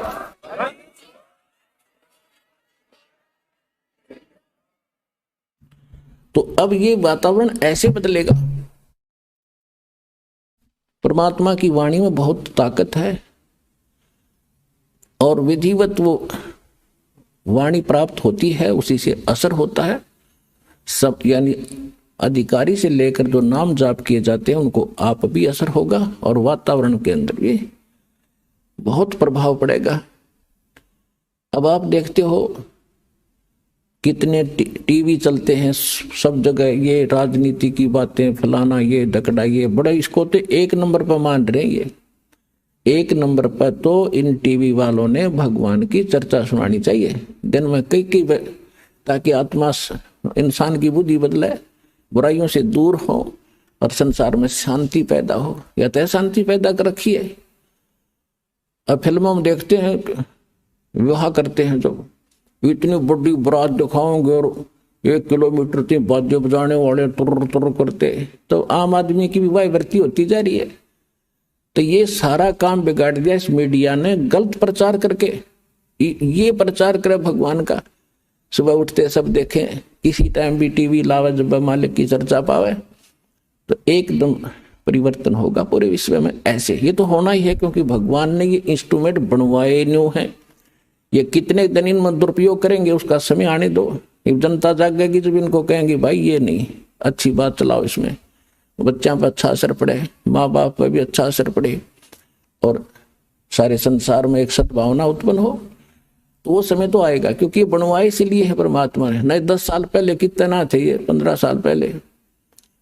अब इसलिए दाता ने इंस्ट्रूमेंट, मोबाइल, इनके अंदर ये मेमोरी कार्ड, इसमें 20-20, 40-40, 100 घंटे के सत्संग सुन लो, डाल लो, नए नए सुनो दिन में मंत्र। न अनपढ़ आदमी सुन लो, कान का ला कर दूसरे नहीं ना पता चले के बोल रहे के सुनाई। सफर करते हो बस में, कान में लीड लगा ली, मंत्र शुरू कर दिया अपना, ना पड़ोसी ने बेरा के कर रहा है, और कितना लंबा सफर हो, मिनटों में जाओगा। और उस समय जब नाम नहीं है तो क्या देखता जाओगा, यू क्यों आ गया, वो देखियो देख खड़ा है झांकी में देखे जा। अब भक्ति देखो, भगवान देखो, भक्ति करो, पीछा छूटेगा ऐसे। अब हम आते हैं अपने मूल सत्संग पर। अब जो प्रसंग चल रहा है कि यहाँ इस काल ने हमारे को विवश कर रखा है, जीव के वश का नहीं। अब ब्रह्मा जी के अंदर से एक ऐसी तरंग निकल रही है, ऐसी किरण निकलती है जो प्रत्येक जीव को प्रभावित किए हुए, तो विवश हो है वो ऐसा करता। अब जब प्रसंग चल रहा था कि ये परमात्मा कहते हैं वो मोक्ष उस साधना से होगा, वो हठ योग नहीं है। नाम उठत नाम बैठत नाम सोत जागवे, नाम खाते नाम पीते नाम सेती लागवे। ये तो सुख संवेद उस तत्व ज्ञान में भगवान ने बताया कि ऐसे साधना करो। और हमारे वेद बताते हैं, यजुर्वेद अध्याय नंबर 40 के मंत्र 15 में कहा है कि वायु अनिलम अथिदम भस्मांतम अमृतम भस्मांतम शरीरम ओम कर्तु समर कल्वे समर कर्तुम समर। परमात्मा की जो भक्ति है, ओम नाम का सिमरण करो, काम करते करते करो, विशेष कसक के साथ करो, और मनुष्य जीवन का मूल उद्देश्य जानकर ओम नाम का जाप करो। और ओम नाम के जाप से जितना मोक्ष होना है वो इस विधि से प्राप्त होगा। और ये सुख संवेद बता रहा है। हठ योग तो किसी वेद में नहीं, गीता में नहीं। तो ये हठ योग कहां से लाए? ये मनमुख आचरण है, मनमाना आचरण है, ये मनमुखी साधना है, ये गुरुमुखी नहीं है। तो जब तक हम सतगुरु के द्वारा बताए साधना ज्ञान को नहीं ग्रहण करेंगे, तब तक हम ऐसे ही डले ढोते। तो परमात्मा कहते हैं कि तुम परमात्मा की प्रेरणा में जंगल में चले जाते हो, घर छोड़ जाते हो, और भूख लगती है, प्यास लगती है, फिर रोटी मांगने फिर घर में और गृहस्थियों के पास आते हो। बता अकल है तुम्हारे अंदर? अब घर में सारी सुविधाएं हैं, मकान है, झोपड़ी है, छोटा है, बड़ा है, जैसा तेरी किस्मत में, और नाम मिल गया, काम भी कर रोजी रोटी के लिए और भक्ति कर। और जिस काम को पहले आप करने में सारा समय लगा देते थे वो पूरा नहीं होता, बरकत नहीं होती। भगवान की भक्ति में यह शक्ति हो रहा है, आपके घर में बरकत करेंगे, आपके शरीर को स्वस्थ करेंगे, आपके आने वाले जो पाप कर्मों के दंड हैं उनको दूर करेंगे, तो आपको निर्मल करके रखेंगे, आपको बरकत भी देंगे और मोक्ष भी इसी विधि से मिलेगा। और भगवान विष्णु जी के अंदर जो एक सतोगुण भर दिया इसने, यही 3 देवता हैं और यही 3 गुण हैं। जैसे मिर्च का गुण बना दिया कि वो तो मुंह फूकेगी और छोंक लगेगा, छींक आवेगी। अब जैसे रसोई में छोंक लगाया जाता है, ये भगवान रहते हैं ऊपर तीनों आप अपने लोकों में, विष्णु विष्णु लोक में, शिव जी शिवलोक में, ब्रह्मा जी ब्रह्मालोक में। और वहां से ही ये 3 लोकों के ऊपर इनके अंदर से निकल रही वो रेंज, वो किरण, वो तरंग हमें प्रभावित कर रही है, तीनों लोकों के प्राणियों को, स्वर्गलोक, पृथ्वीलोक और पाताल लोक। अब जैसे रसोई में छोंक लगा रहे हैं मिर्चों का, और अलग कमरों में बैठे अन्य व्यक्तियों को भी छींकें आनी शुरू हो जाती है। मूल वस्तु साकार वस्तु तो रसोई में, उसके निराकार उस तरंग ने जाकर वहां विचलित कर दिए, वो छींक उनके बस की नहीं रोक दे। तो इसी प्रकार इन तीनों भगवानों से निकल रहे तीनों गुणों का प्रभाव आपके ऊपर है, जीव के बस का नहीं कि आप इनसे बच सको। इसको बचने का तरीका है, इसकी एंटीबायोटिक बताई भगवान। वो क्या है कि डेरे डंडे खुश रहो और खुश रे लहे न मोक्ष। ध्रुव प्रहलाद भी जब उधर गए तो फिर गृहस्थी में क्या दोष। यानी आपको फिर भी क्लियर करते हैं कि गृहस्थी का तात्पर्य ये नहीं है कि कोई ब्याह करवाना गृहस्थी हो है। ब्रह्मचारी रहो या गृहस्थ में रहो, घर में रहो यानी करके खाओ, करो और भक्ति करो। कर्म सन्यासी नहीं होना चाहिए, कर्म योगी बने रहो।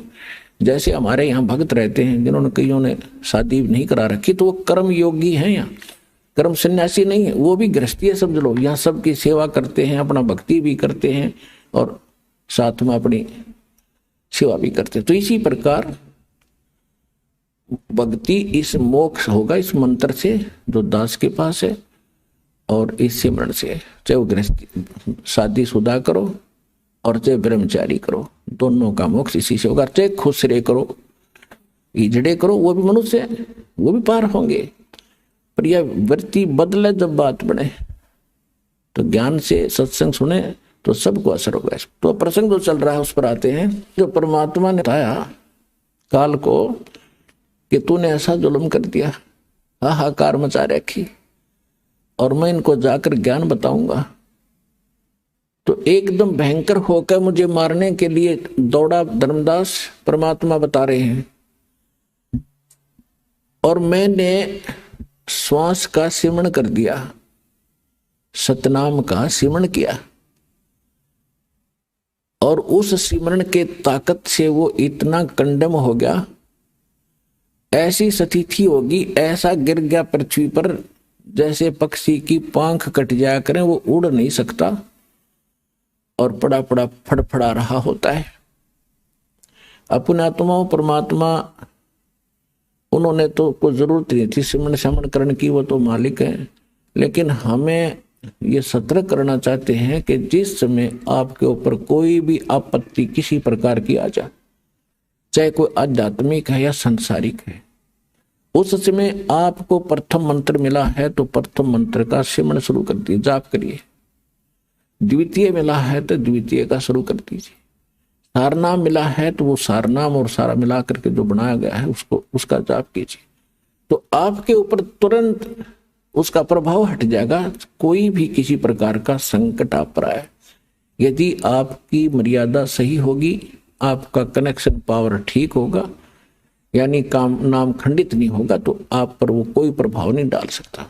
अब वो उस माध्यम से परमात्मा हमें सतर्क कर रहे हैं कि कभी तुम्हारे ऊपर ऐसी आ भी जाती है आपदा, तो तुरंत मालिक ने याद जरूर करी इस स्मरण के माध्यम। फिर देखियो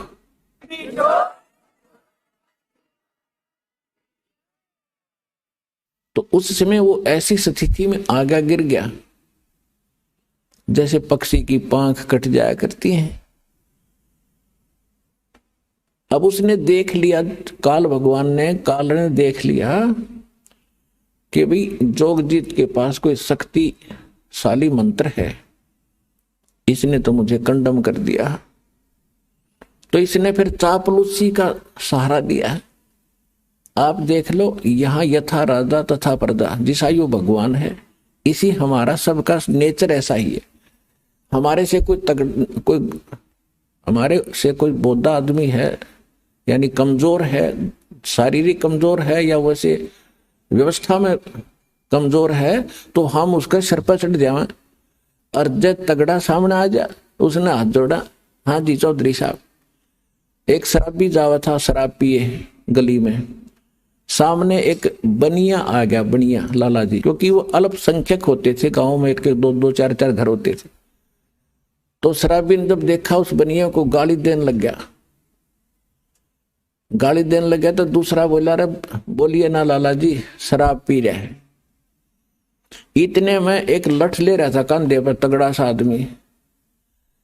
वो बोला, अरे क्या, कौन है, क्या कर रहा है? बोला, चौधरी साहब नमस्ते। तो लाला जी बोले, भाई तो 2 डाल की पी रहा है, ये तो 2 तरह की पी रहा है, शराब पी रहा था। मन ने गाल दे रही, ठाडा दिखा, इसने हाथ जोड़ा। यू तो यू काल तो 2 तरह की प्यारा खींचने मारे थे, और खूब भी ये 2 तरह की पी रहा है।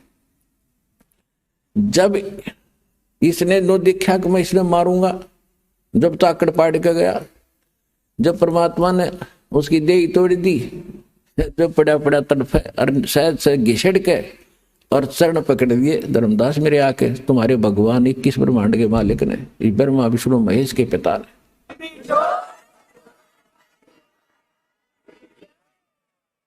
और बुरी तरह रोए, तू मेरा बड़ा भाई, मैं तेरा छोटा भाई, छोटे तो गलतियां करा करते हैं, बड़े तो माफी करा करते हैं, आप मुझे क्षमा कर दो, मैंने तो वैसे भाई जान के आपके साथ लड़कपन कर दिया है, माफ कर दो, मैं तो आपको भगवान पिता के समान मानता हूं, मुझे क्षमा करो।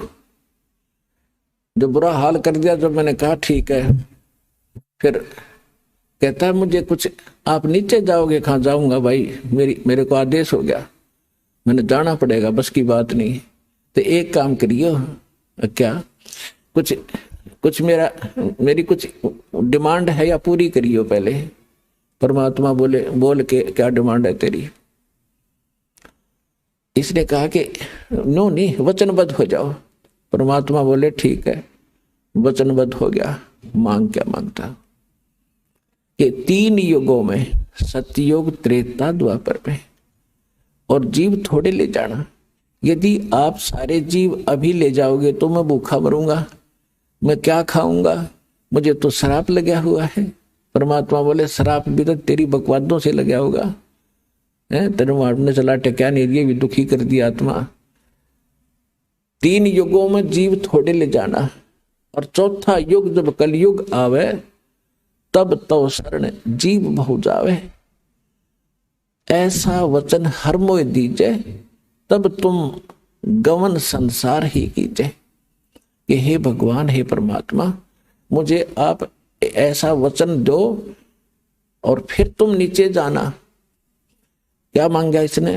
एक तो ये मांगा था कि 3 युगों में जीव थोड़े ले जाना, और चौथा युग जब कलयुग आवे, उस समय कितने ही जीव ले जाना। और दूसरी प्रार्थना ये की थी कि दाता, आप जोर जबरदस्ती ना करना, अपना ज्ञान सुना के, और जो आपके ज्ञान को स्वीकार करे हृदय से, वो आपका हो, और शेष मेरे रहें। तो परमात्मा को पता था कि ज्ञान इनको हो जाएगा, फिर यहां रहेंगे कैसे, ज्ञानित कराऊंगा इनको जाके चौथे युग में। तो परमात्मा ने कहा, ठीक है, यह भी मान ली तेरी प्रार्थना। फिर क्या कहा कि त्रेता युग में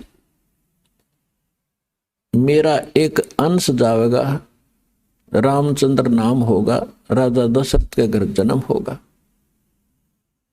और उसके प्रारब्ध में ऐसा लिखा हुआ है कि उसकी पत्नी को एक राक्षस उठाएगा, लंका में ले जाएगा, और उस समय उससे छुड़वाने के लिए उसको पुल की आवश्यकता पड़ेगी, समुद्र पार करने के लिए। आपके बिना ये काम दाता कोई नहीं कर सकता, या दया करियो। परमात्मा को पता था कि यह आत्मा तो मेरी है, रामचंद्र भी यूं तो ठेकेदार बन रहा है। अपने आत्माओं जैसे आपका कोई पुत्र या पुत्री है, और कोई रोगी है आज के दिन किसी कारण से, मान ले देखो सत्संग ये ऐसा सत्संग है, सारे पॉइंटों पर हिंट देने पड़ते हैं, हर तरह के भगत होते हैं। अब जैसे यहाँ अधिकतर रोगी आते हैं, क्यों काल ने सत्यानाश कर दिया, भक्ति खत्म करवा दी, पिछले पुण्य खत्म हो लिए, आगे भक्ति इनके पास थी नहीं, माथा टेक टेक उन चौराहे वाली माताओं पे बैठा लिया। अब सब रोगी हो गए, किसी को कोई हानि है, कोई मेंटली डिस्टर्ब है, किसी को कैंसर है, किसी को हाहाकार मात्री। तो भक्ति की शक्ति बिना शरीर चलेगा कैसे, ये मट्टी है। तो तो अब जैसे यहाँ आते हैं और कति लास्ट स्टेज पर मृत्यु के निकट है, यदि सच्ची श्रद्धा से सच्चे दिल से समर्पित होकर भक्ति करेंगे तो कति ठीक करेगा, गारंटीड बात है, स्वस्थ होंगे यदि नीत भक्ति की होगी तय।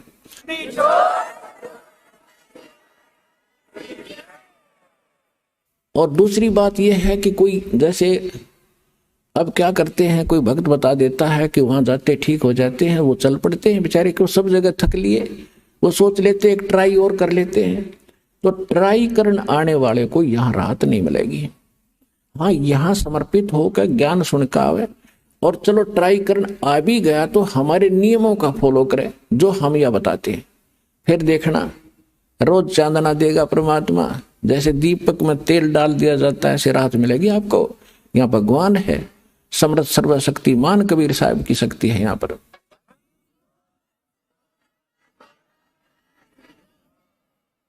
अब फिर भी किसी कारण से भी राहत ना मिल पाई, त्रुटि तो अपनी ही होगी, भगवान में तो है ही नहीं। सतगुरु के दरबार में भाई कमी कहे की ना, अनसा मौज नहीं पावता तेरी चूक चाकरी मां। इस सच्चे दरबार में कबीर भगवान की डिक्शनरी में इम्पॉसिबल वर्ड नहीं है, असंभव शब्द नहीं है इस भगवान के दरबार में।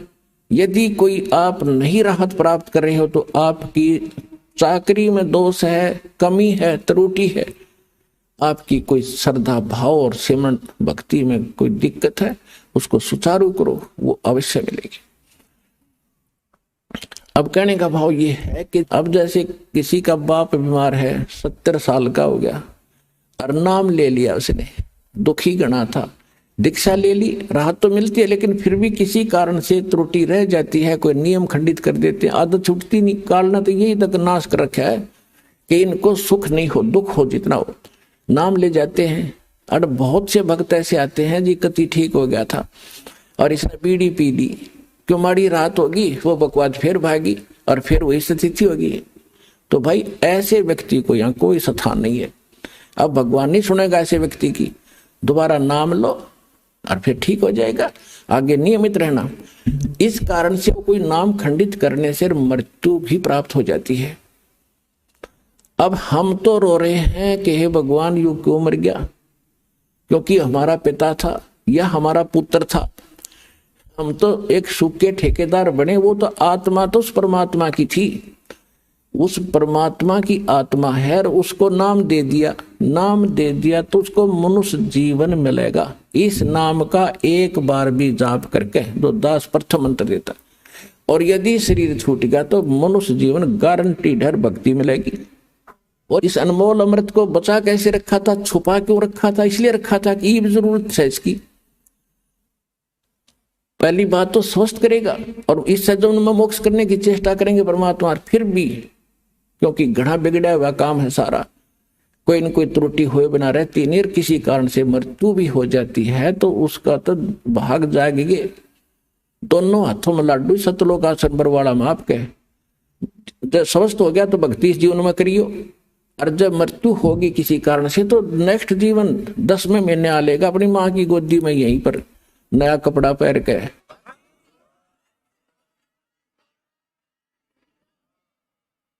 ये तो असंख्यों शरीर डालिए हमारे, ये तो एक कपड़ा बदलना है। और पुण्यात्माओं जब आपको ज्ञान होगा ना इस बात का, जैसे आपका धोती कुर्ता पजामा फट गया और आपके बक्स में आपकी टैची में अर्का चादर है नया, तो क्या करोगे, न फेंकोगे बाहर, अर्का चा काट के तुरंत पहनोगे।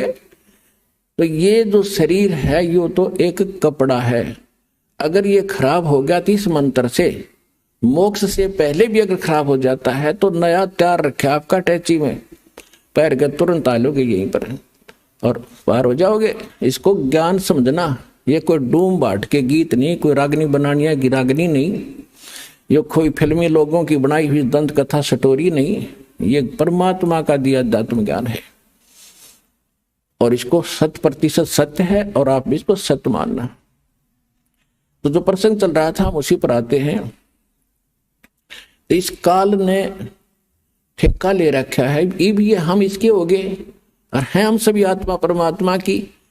तो उसने ये प्रार्थना की थी कि मेरा पुत्र जाएगा विष्णु रामचंद्र रूप में, और वहां पुल की जरूरत पड़ेगी जब रावण सीता ने ठावेगा, आप दया करियो। परमात्मा बोले कोई बात ना, क्योंकि परमात्मा ने पता था को यू ना कहे तो भी मैंने जाना पड़ा, क्योंकि बच्चा तो मेरा ही है। कहीं भी कोई दुख आत्मा है तो दाता रो तो वही रहा आपके लिए। कबीर साहब कहते हैं मैं रो तू सृष्टि को, और ये सृष्टि रोए मोहे, और गरीबदास इस वियोग को समझ नहीं सकता कोई, क्योंकि गरीबदास जी को भी परमात्मा सतलोक लेकर गए थे, फिर वापस छोड़ा था। तो उनको समझा रहे हैं कि मैं इनको रो रहा हूं गरीबदास, कि तुम मेरे बच्चे हो, मेरी भक्ति करो, तुम्हें यहां भी सुख दूंगा और सतलोक ले चलूंगा जहां तुम सदा सुखी रहोगे, मृत्यु नहीं होगी तुम्हारी। और ये मुझे खोद रहे हैं भगवान है संकट मोचन, संकट मोचन है। बता हनुमान जी ने संकट मोचन मान्या करते हम होते।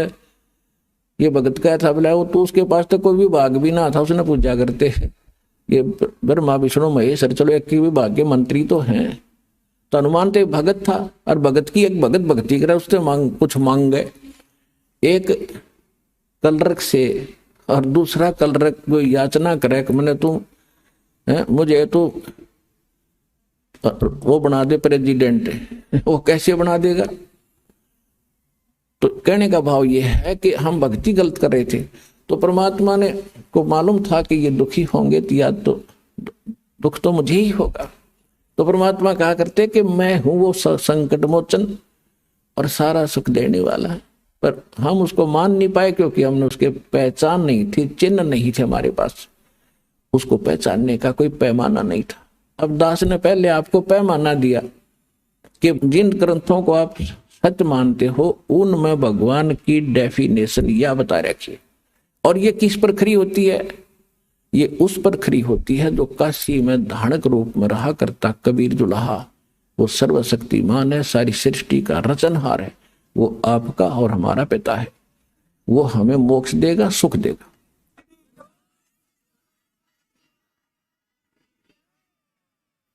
फिर क्या किया उसने? तीसरा प्रश्न ये किया कि परमात्मा द्वापर युग में मेरा पुत्र जाएगा वही, और उस समय कौन जाएगा? श्री कृष्ण यानी विष्णु जाएगा, और वहां एक मंदिर बनवाना चाहेगा अपना जगन्नाथ के नाम पे, और उस जगन्नाथ के मंदिर को समुद्र नहीं बनने देगा। क्यों नहीं बनने देगा? उसका आगे कारण बताएंगे। तो उसको आप बचाना। परमात्मा बोले तथास्तु, और बोल के मांगे। तब काल ने कहा था अब जब उसके सारे मांग पूरी होगी, और तब फिर बदल गया, आंखें खड़ा हो गया। अक्षमा भगवान ने कर दिया था कि ठीक है, तो अक्षमा कर दिया, वह शक्ति उस पर असर कर नहीं रही थी, वो खड़ा हो गया। खड़ा होकर न्यू कहता जाओ जोग जीत संसारा, न्यू बोला चौथे युग में ऐसा कर दूंगा इन प्राणियों को, ये भक्ति योग नहीं छोड़ूंगा, और ना जाने कितने इनके विभाग कर दूंगा, अलग अलग मजहब धर्म बना दूंगा, अपने दूत भेज के इनको गलत ज्ञान से रंगवा दूंगा। और एक और प्रार्थना की थी कि पहले मेरे अंश जावें, पहले मेरे दूत जा, मेरे प्रचारक जावें, और पीछे अपना बेसिक भेज दियो। अब वो सियाना बना था कि इनका पहले चला जा, सारी ये बात बता दे, मेरे वाले की कोई सुने हो नहीं। परमात्मा ने पता था कि ये इतने भले ना है, मेरे वाले की जल्दी से मान लेंगे। तो कहा था ठीक है पहले तेरे चले जाएंगे, खूब या भी तेरे को छूट दे दी। फिर ने बोला जाओ जोग जीत संसारा, जीव न माने कहा तुम्हारा। क्या कहा कि अब मैं क्या करूंगा, अपने दूतों के माध्यम से अपने संत भेज के और सबको उल्टा पाठ पढ़वा दूंगा, गलत ज्ञान प्रचार करवाऊंगा, देवल मंदिर तीर्थ पत्थर पुजवान में इन्हें दृढ़ कर दूंगा।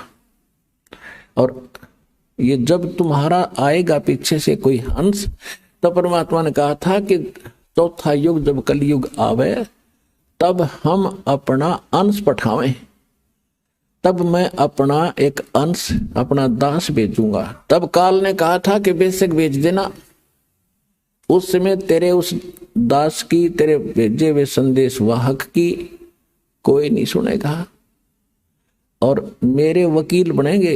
इतना अज्ञान से ठोक दूंगा उनको कि मेरी ओर होकर के तेरे साथ वाद विवाद करेंगे वो, और एक नहीं मानेगा। अरबे से काजी कलयुग कहा था कि जाओ जोग जीत संसारा, जीव न माने कहा तुम्हारा, जीव तुम्हारा कहा न माने, हमारी ओढ़ हो, हमारी ओढ़ होकर बाद बखाने, यानी वाद विवाद करेंगे तुम्हारे साथ। तो परमात्मा ने कहा था कि आप अपना काम करियो, अरे हम अपना करेंगे। परमात्मा को पता था। धर्मदास जी ने कहा कि दाता हे भगवान, आपने इतनी छूट क्यों दे दी उसको? लाला जी थे ये धर्मदास जी, माइंड घना यूज करा उसने। हे परमात्मा, है 3 युग क्यों दे दिया, इसे युद्ध नाश कर दिया इसने मारा है, इसको कृपा पड़ेगी भगवान है। परमात्मा बोले भाई बात सुन, यदि तुम मान जाते मेरी बात, मैं तो सतयुग से पीछा पड़ रहा हूं तुम्हारे। सतयुग में भी आता हूं, ज्ञान सुनाता हूं, भक्ति थोड़ी बहुत प्रवेश करता हूं, तुम सुनते ही नहीं, क्योंकि उस समय तुम सभी सुखी होते हो। और जैसे सतयुग त्रेता द्वापर में ये अच्छी आत्माओं के जन्म होते हैं, फिर धीरे धीरे उनकी पुण्य खत्म होते चले जाते हैं। अपन आत्मा जो अध्यात्म ज्ञान इतना है कि इसको समझाने में भी बहुत समय लगता है, समझने में तो बहुत टाइम लगेगा, क्योंकि आप तो पहली बार सुन रहे हो। जो पुराने भक्त हैं वो तो शीघ्र समझ जाते हैं, उनके लिए भी एक बहुत इंटरेस्टिंग और नया नया ज्ञान भी और भी होता है साथ में। तो इसमें जो बहुत से प्रकरण होते हैं कि जैसे अब ये तीसरा युग, अब ये है कलयुग की पिछली पीढ़ी, अब इसमें ये सब मंत्र सार्वजनिक कर दिए और सब पार होंगे जो नियम में रहेंगे। तो ये भगवान का वचन है, पूरा विश्व पार होगा। और लास्ट में जब भक्ति मतलब कुछ रह जाएंगे नहीं पार हुए, तो वो भी लाखों करोड़ों की संख्या, अरबों की संख्या होगी जो नाम ले लेंगे, मोक्ष नहीं कर पाओगे, क्योंकि उनमें ऐसा परिवर्तन हो जाता है, कुछ करनी में फर्क पड़ जाता है। तो उनको, उनके पास ये भक्ति धन तो जो का तू होगा, लेकिन पार ना हुए तो ये काल पकड़ेगा, इन्हें ऊपर ले जाएगा, ब्रह्मलोक में रखेगा या पूंजी समेत वो वहां रखेगा। तो जब वहां समाप्त हो जाएंगे, उसके पुण्य खत्म होंगे, फिर पृथ्वी पर पटकेगा उनको सतयुग में। अब मेन पुण्य तो वहां खत्म कर दिए, फिर भी बहुत से पुण्य उनके होते हैं जो मनुष्य शरीर में ही मिलते हैं। एवरेज में एक रेशो है, उतनी रेशो के पुण्य वहां देने ही पड़ते हैं। तो सतयुग में यही प्राणी जो आज इस ज्ञान से भक्ति युक्त होकर के रह जाएंगे, भक्ति धन युक्त होकर रह जाएंगे, वो फिर महास्वर्ग में होंगे, वही फिर पुनर्जन्म होगा, सतयुग में शुरू होंगे। वे आप कोई आज के नहीं हो। कहते हैं जो जन मेरी शरण है ताका हूं मैं दास, और गेल गेल लाग्या फिरूं जब तक धरती आकाश। आपके पीछे भटक रहा भगवान, पर आपने काल की भांग पी रखी है यहाँ की, और यह छूटती नहीं। कबीर ये माया अटपटी सब गट आन अड़ी, किस किस न समझाऊं या को है भांग पड़ी। परमात्मा आपके लिए भटक रहे हैं। अब क्या कहते हैं कि सतयुग में इनका जन्म होता है, और ये भक्ति सब ये काल की करते हैं, ये ज्ञान यहाँ दे ही रखा है, तो सभी भक्ति भी करते हैं और सुख भी हो रहे, क्योंकि सुख तो हो रहे थे उनके प्रारब्ध के पुण्यों के कारण, और वो मान बैठे थे कि हम जो भक्ति कर रहे हैं इससे ये चमत्कार हो रहे हैं। फिर वही आत्मा त्रेता में आ गई। त्रेता में फिर उनके और उनसे सतयुग से कम पुण्य कर्म रह जाते हैं, फिर द्वापर में, और त्रेता इस कलयुग में तक कति कंडेम हो लिया। आपके पुण्य रहे नहीं, अब भक्ति वही आप कर रहे हो, आज भी कर रहे हो। अब क्यों ना लाभ होता उनसे, जब 3 युगों से करते आ रहे, वो ठाठ होते दिखाई देते उनके। क्योंकि आप वो आपके प्रारब्ध के पुण्य ही फल रहे थे, इस भक्ति से आपको कोई लाभ नहीं हो रहा था। अगर वही भक्ति आज कर रहे हो, रामकृष्ण वही है, आप भी वही हो, और वो गीता और वेद है 5000 वर्ष से, तो ये है गीता तो। और आज क्या हालत होगी हमारी, साधना करते भी हैं फिर भी दुर्गति। तो परमात्मा को पता था कि धर्मदास ये सतयुग त्रेता द्वापर में इनकी करीब इनके पास होगी, और ये मेरी ना सुने कति, और मेरी ये जब सुनेंगे जब ये भक्ति भी करते होंगे नकली संतों से, और वहां लाभ होना ही नहीं इनको, और इनकी बिरान माटी हो लेगी ना जब ये मेरी मानेंगे या हो लन देख वे इनकी। तो आज वह बिरान माटी हम की हो चुकी है, और अब हम भगवान पहचानेंगे। और जब ये मेरे पास आवेंगे और मेरे दास के पास आएंगे और आशीर्वाद पाएंगे या भक्ति करेंगे, इनको फिर उबार लूंगा और पार कर दूंगा। तो इसलिए ये समय मालिक ने नो सिलेक्ट कराया था।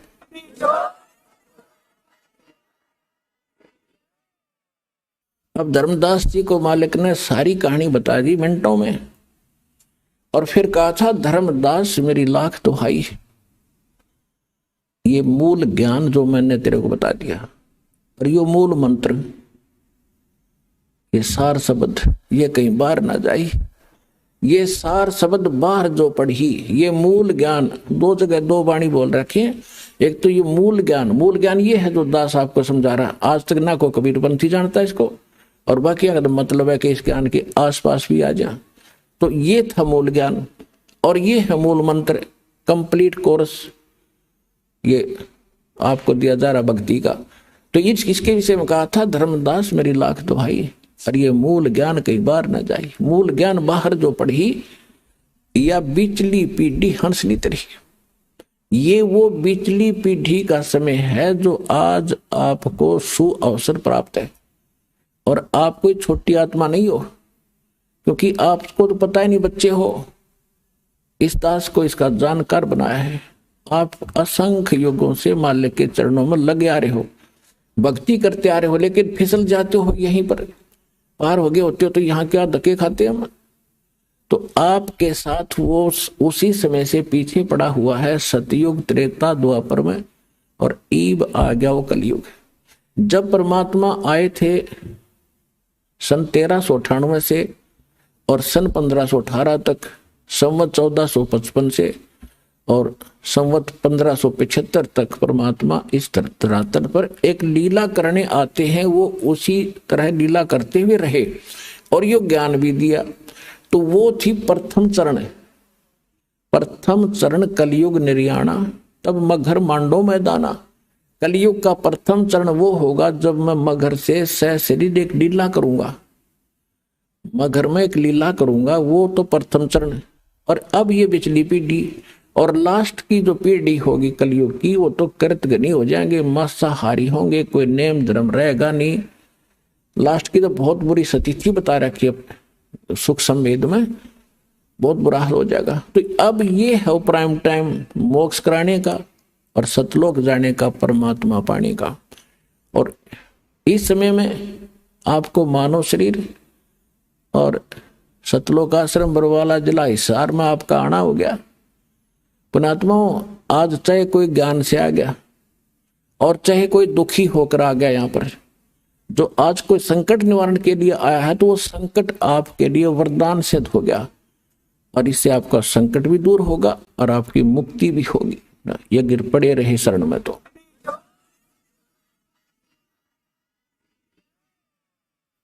ये इसलिए ये रोका था कि धर्मदास मेरी लाख दुहाई, ये मूल ज्ञान की तबार न जाई, मूल ज्ञान बाहर जो पढ़ी, ये बिचली पीढ़ी हंस न तेरी।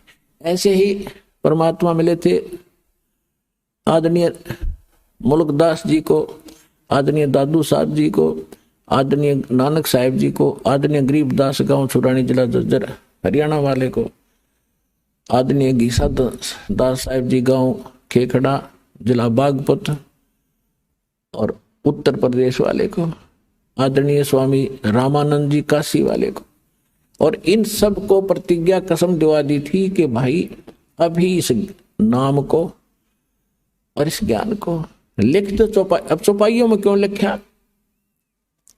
चौपाई वैसे भी बता सकते थे, वो तो सारे हिंदी अपनी भाषा तो बोल रहे थे सारे। जानबूझ कर दाता ने इनको गुप्त भाषा में रख दिया, कोड वर्डों में रखा।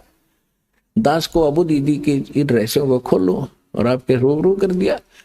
तो इनसे सबसे कह दिया था कि अभी इसको सार्वजनिक ना करो, और तुम उनको सतलोक लेकर गए जहां परमात्मा स्वयं रहते हैं, जहां हम रहा करते थे, जहां जाने के बाद फिर कभी लौटकर संसार में नहीं आते। गीता अध्याय नंबर 15 के श्लोक नंबर 1 से लेकर 4 में गीता ज्ञानदाता कहता है कि अर्जुन, उस परमेश्वर की जानकारी मेरे पास बिल्कुल नहीं है, मैं कंप्लीट नहीं बता सकता। और तत्वदर्शी संत की पहचान बताई है कि ऊपर को जड़ और नीचे को तीनों गुण रूपी शाखा वाले संसार रूपी वृक्ष के सभी भागों को जो बता देगा वो तत्वदर्शी संत होगा। ये पहचान प्रथम पहचान है उसकी कि वो तत्वदर्शी संत होगा जो संसार रूपी उल्टे लटके हुए वृक्ष के सभी विभाग बता देगा। उसके बाद फिर कहते हो उस तत्वदर्शी संत की प्राप्ति के उपरांत परमेश्वर के उस परम पद की खोज करनी चाहिए, जहां जाने के बाद साधक फिर लौटकर कभी संसार में नहीं आते, और केवल उसकी भक्ति करो जिसने संसार रूपी वृक्ष की रचना की है, ने सारे ब्रह्मांडों की रचना की है, सारे संसार की रचना की। तो वो गीता ज्ञान दाता से अन्य है कोई रचनहार भी, और वो जिसकी पूजा करनी चाहिए। और अपनी सतीथि गीता ज्ञानदाता बताता है दूसरे अध्याय के 12वें श्लोक में, चौथे अध्याय के 5 और 9 श्लोक में, और 10वें अध्याय के दूसरे श्लोक में कि अर्जुन, तेरे और मेरे बहुत जन्म हो चुके हैं, तू नहीं जानता मैं जानता। तो जिसकी जो आपस जन्म मृत्यु में है उसकी पूछ के पुजारी भी वही सतीथि होगी। गीता अध्याय नंबर 15 के श्लोक नंबर 16 और 17 में 2 पुरुष बताए, जहां से स्टार्ट किया था सत्संग अब वही फिनिश कर रहे हैं, अंत कर रहे हैं। 16 और 17 में 2 पुरुष बताए थे, सरपुरुष और अक्षर पुरुष। सरपुरुष ये आप है, अक्षर पुरुष एक सात्संग ब्रह्मांड का स्वामी है, और सरपुरुष गीता ज्ञानदाता। इसमें लिखा कि इन दोनों पुरुषों के अंतर्गत ये भी नाशवान, इनके अंतर्गत जितने प्राणी हैं वो भी नाशवान। जीवात्मा तक कुत्ते के देखी बिना मरती वो अलग विषय है। इसलिए बता 15वें अध्याय के 17वें श्लोक में कि वो परमात्मा तो कोई और है इनसे हटकर, और वही सबका पालक है। वही वास्तव में परमात्मा कहा जाता है जो सदा सुखी करे, दुख नहीं देता। तो गीता अध्याय नंबर 18 के श्लोक नंबर 62 में भी स्पष्ट किया है कि अर्जुन, तू सर्वभाव से उस परमेश्वर की शरण में जा, उसकी कृपा से तू परम शांति को और सनातन परम धाम को प्राप्त होगा। तो यहां वो सतीथि है बताई है कि गीता अध्याय नंबर 15 के श्लोक नंबर 4 में कि उस परमेश्वर की भक्ति कर तत्वदर्शी संत की प्राप्ति के उपरांत परमेश्वर के उस परम पद की खोज करनी चाहिए, जहां जाने के बाद साधक फिर लौटकर संसार में कभी नहीं आते। तो वो स्थान प्राप्ति के लिए तो वहां इन सभी महापुरुषों को लेकर गए, इन जिनके शुभ नाम दास आप अभी बता रहा था, इन महापुरुषों को सबको ले गए और वहां ले जाकर फिर वापस छोड़ा। फिर इन्होंने जाकर पता किया कि ये बैठा भगवान काशी में धारणक आदरणीय नानक साहिब जी समकालीन थे परमेश्वर कबीर जी के, और उनको सचखंड लेकर गए बेई नदी से, और उनको बताया कि ये है आपका स्थान ठीक ठिकाना। और फिर उन्होंने सभी बात जाते हुए कहते भगवान हमें यहीं रख लो। तो परमेश्वर ने कहा कि नहीं, वापस जाओ, मेरे गवाह बनो और भक्ति करके वापस आ सकते हो, जोर जबरदस्ती नहीं कर सकता, मेरा वचन है। तो जब वापस आए तो फिर परमात्मा ने बताया नानक साहिब जी को कि मैं काशी में एक जुल्हा बनकर रहता हूँ, वहां जुल्हे का काम करता हूँ, वहां जाना सतनाम दूंगा। तो नानक साहिब जी तीसरे दिन जब होश में आए, सतलोक से वापस आए, नौकरी त्याग, प्रथम यात्रा, प्रथम उदासी बनारस की काशी की, और वहां जा देखा खड्डी में बैठा कपड़े बुनता हुआ वही परमात्मा सृजनहार सतलोक का मालिक। तब नानक साहब जी ने कहा था, फाई सूरत मुल्क की वेश, ए ठगवाड़ा ठगी देश, खरासियाना बोता बार, लोगों धानक रूप रहा करता। आंखों में पानी भर गया और बुरी तरह कहने लगे, देखो रहियो बैठा भगवान, ये ठगवाड़ा, ये अपने आप को छुपाए बैठा है, ये किसी के सामने नहीं आता। ये वहां दुलाए इकट्ठे हो गए। वो नो कही पंजाब का सरदार भी अच्छा है, इसको भगवान बताता नीरू के पुत्र को। किसी ने नहीं मानी। जब परमात्मा ने कहा था, पुण्यात्मा अभी कुछ ना बताओ, यह खाम का व्यर्थ जाएगा आपका ज्ञान, इसको सुनाओ समझाओ, लेकिन इस रहस्य को अभी गुप्त रखो और मैं सतनाम देता हूं, इसका जाप करो। सतनाम आप किसी को नहीं बताना। तो ये थे महापुरुष। नानक साहिब जी ने बैन लगा दिया, स्वयं सतनाम का जाप करते थे 2 अक्षर का। आपको दिखाया था उस जन्म साखी के अंदर नानक साहिब जी की, भाई बाला के और मर्दाना के जब जा रहे थे समुद्र के ऊपर से, तो वो सारी कथा आपको बता रखी है। तो स्वयं तो वो सतनाम जाप करते थे और अन्य को झटका दे दिया कि कोई इसका जाप नहीं करेगा। क्यों? क्योंकि इस बिचली पीढ़ी तक इसको गुप्त रखना था।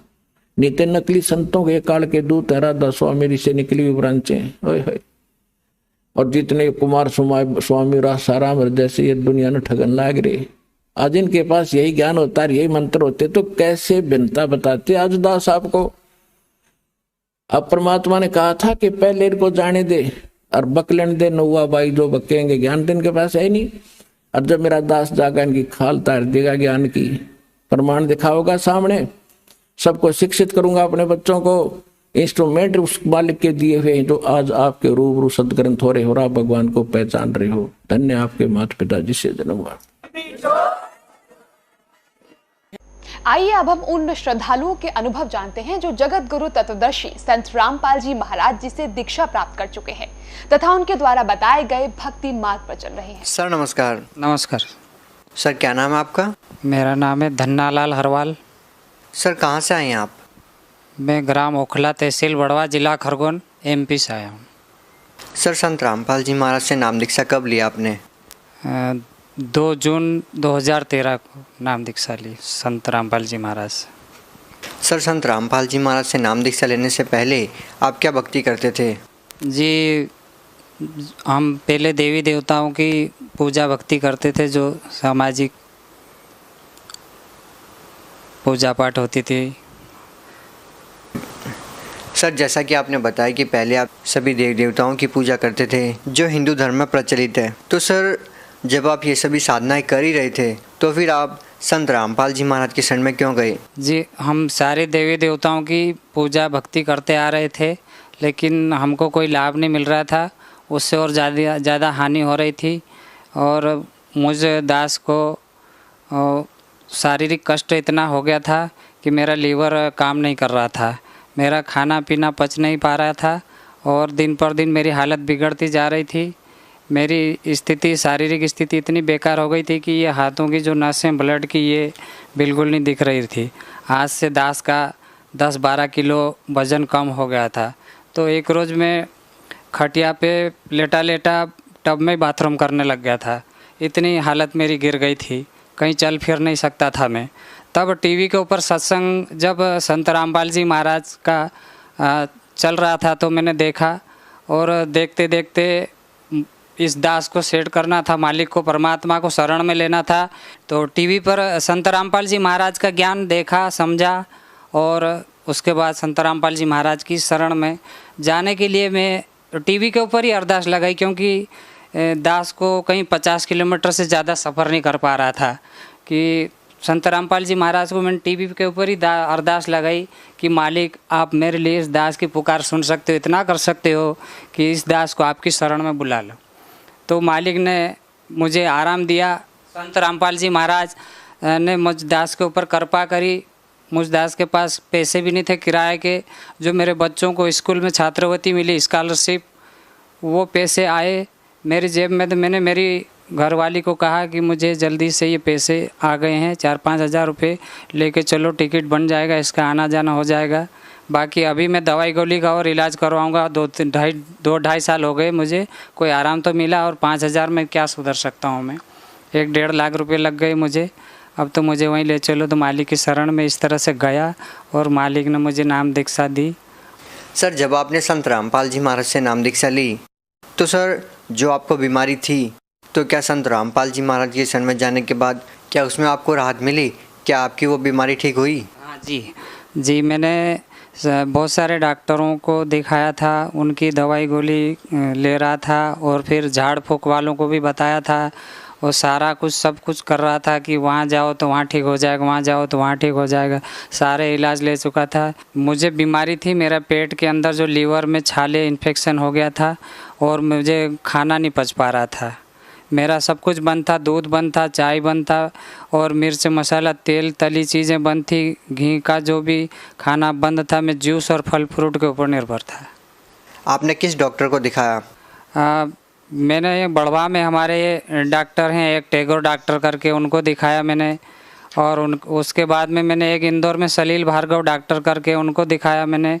उसके बाद मैंने एक प्रवीण कपूर को दिखाया मैंने।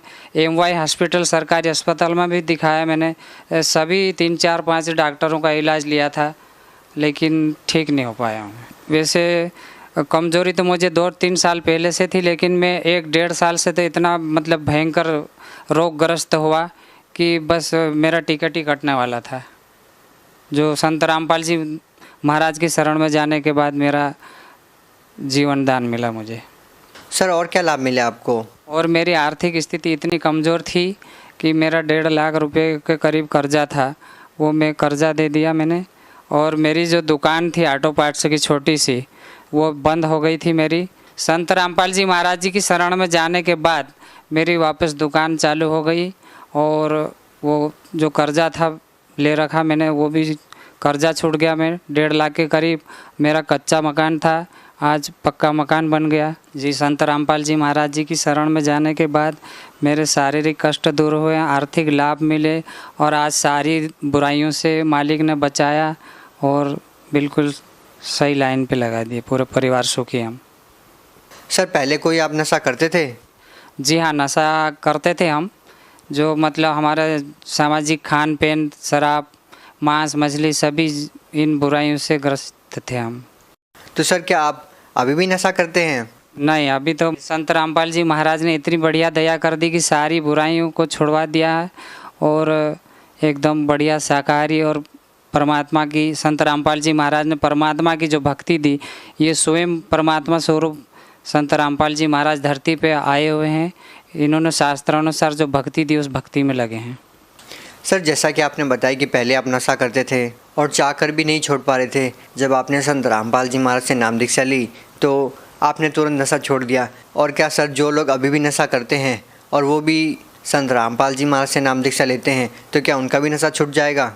जी बिल्कुल, संत रामपाल जी महाराज जी के शरण में आने के बाद बिल्कुल नशा छूट जाता है। हमने उसके पहले बहुत कोशिश करी थी हमने नशा छुड़वाने की, इन चीज़ों से बचने के लिए, लेकिन ये नहीं हो पाया। यहाँ तो बिल्कुल नामुमकिन है। संत रामपाल जी महाराज जी की शरण के अलावा ये नशा बुराइयाँ छूट नहीं सकती, जो हमने देखा है और आज अपनाया है। सर, आप भगत समाज को क्या संदेश देना चाहते हैं? भगत समाज को दास एक प्रार्थना करना चाहेगा कि वो टीवी के ऊपर जो सत्संग आता है, वो सत्संग देखें, समझें, और जो ज्ञान गंगा पुस्तक है, गीता तेरा ज्ञान अमृत है, और जीने की राह एक पुस्तक है, वो पढ़ें और सारा कुछ समझ करके संत रामपाल जी महाराज जी की शरण में आएँ, नाम दीक्षा लें और अपना कल्याण करवाएं। बहुत बहुत धन्यवाद आपका। सत्संग।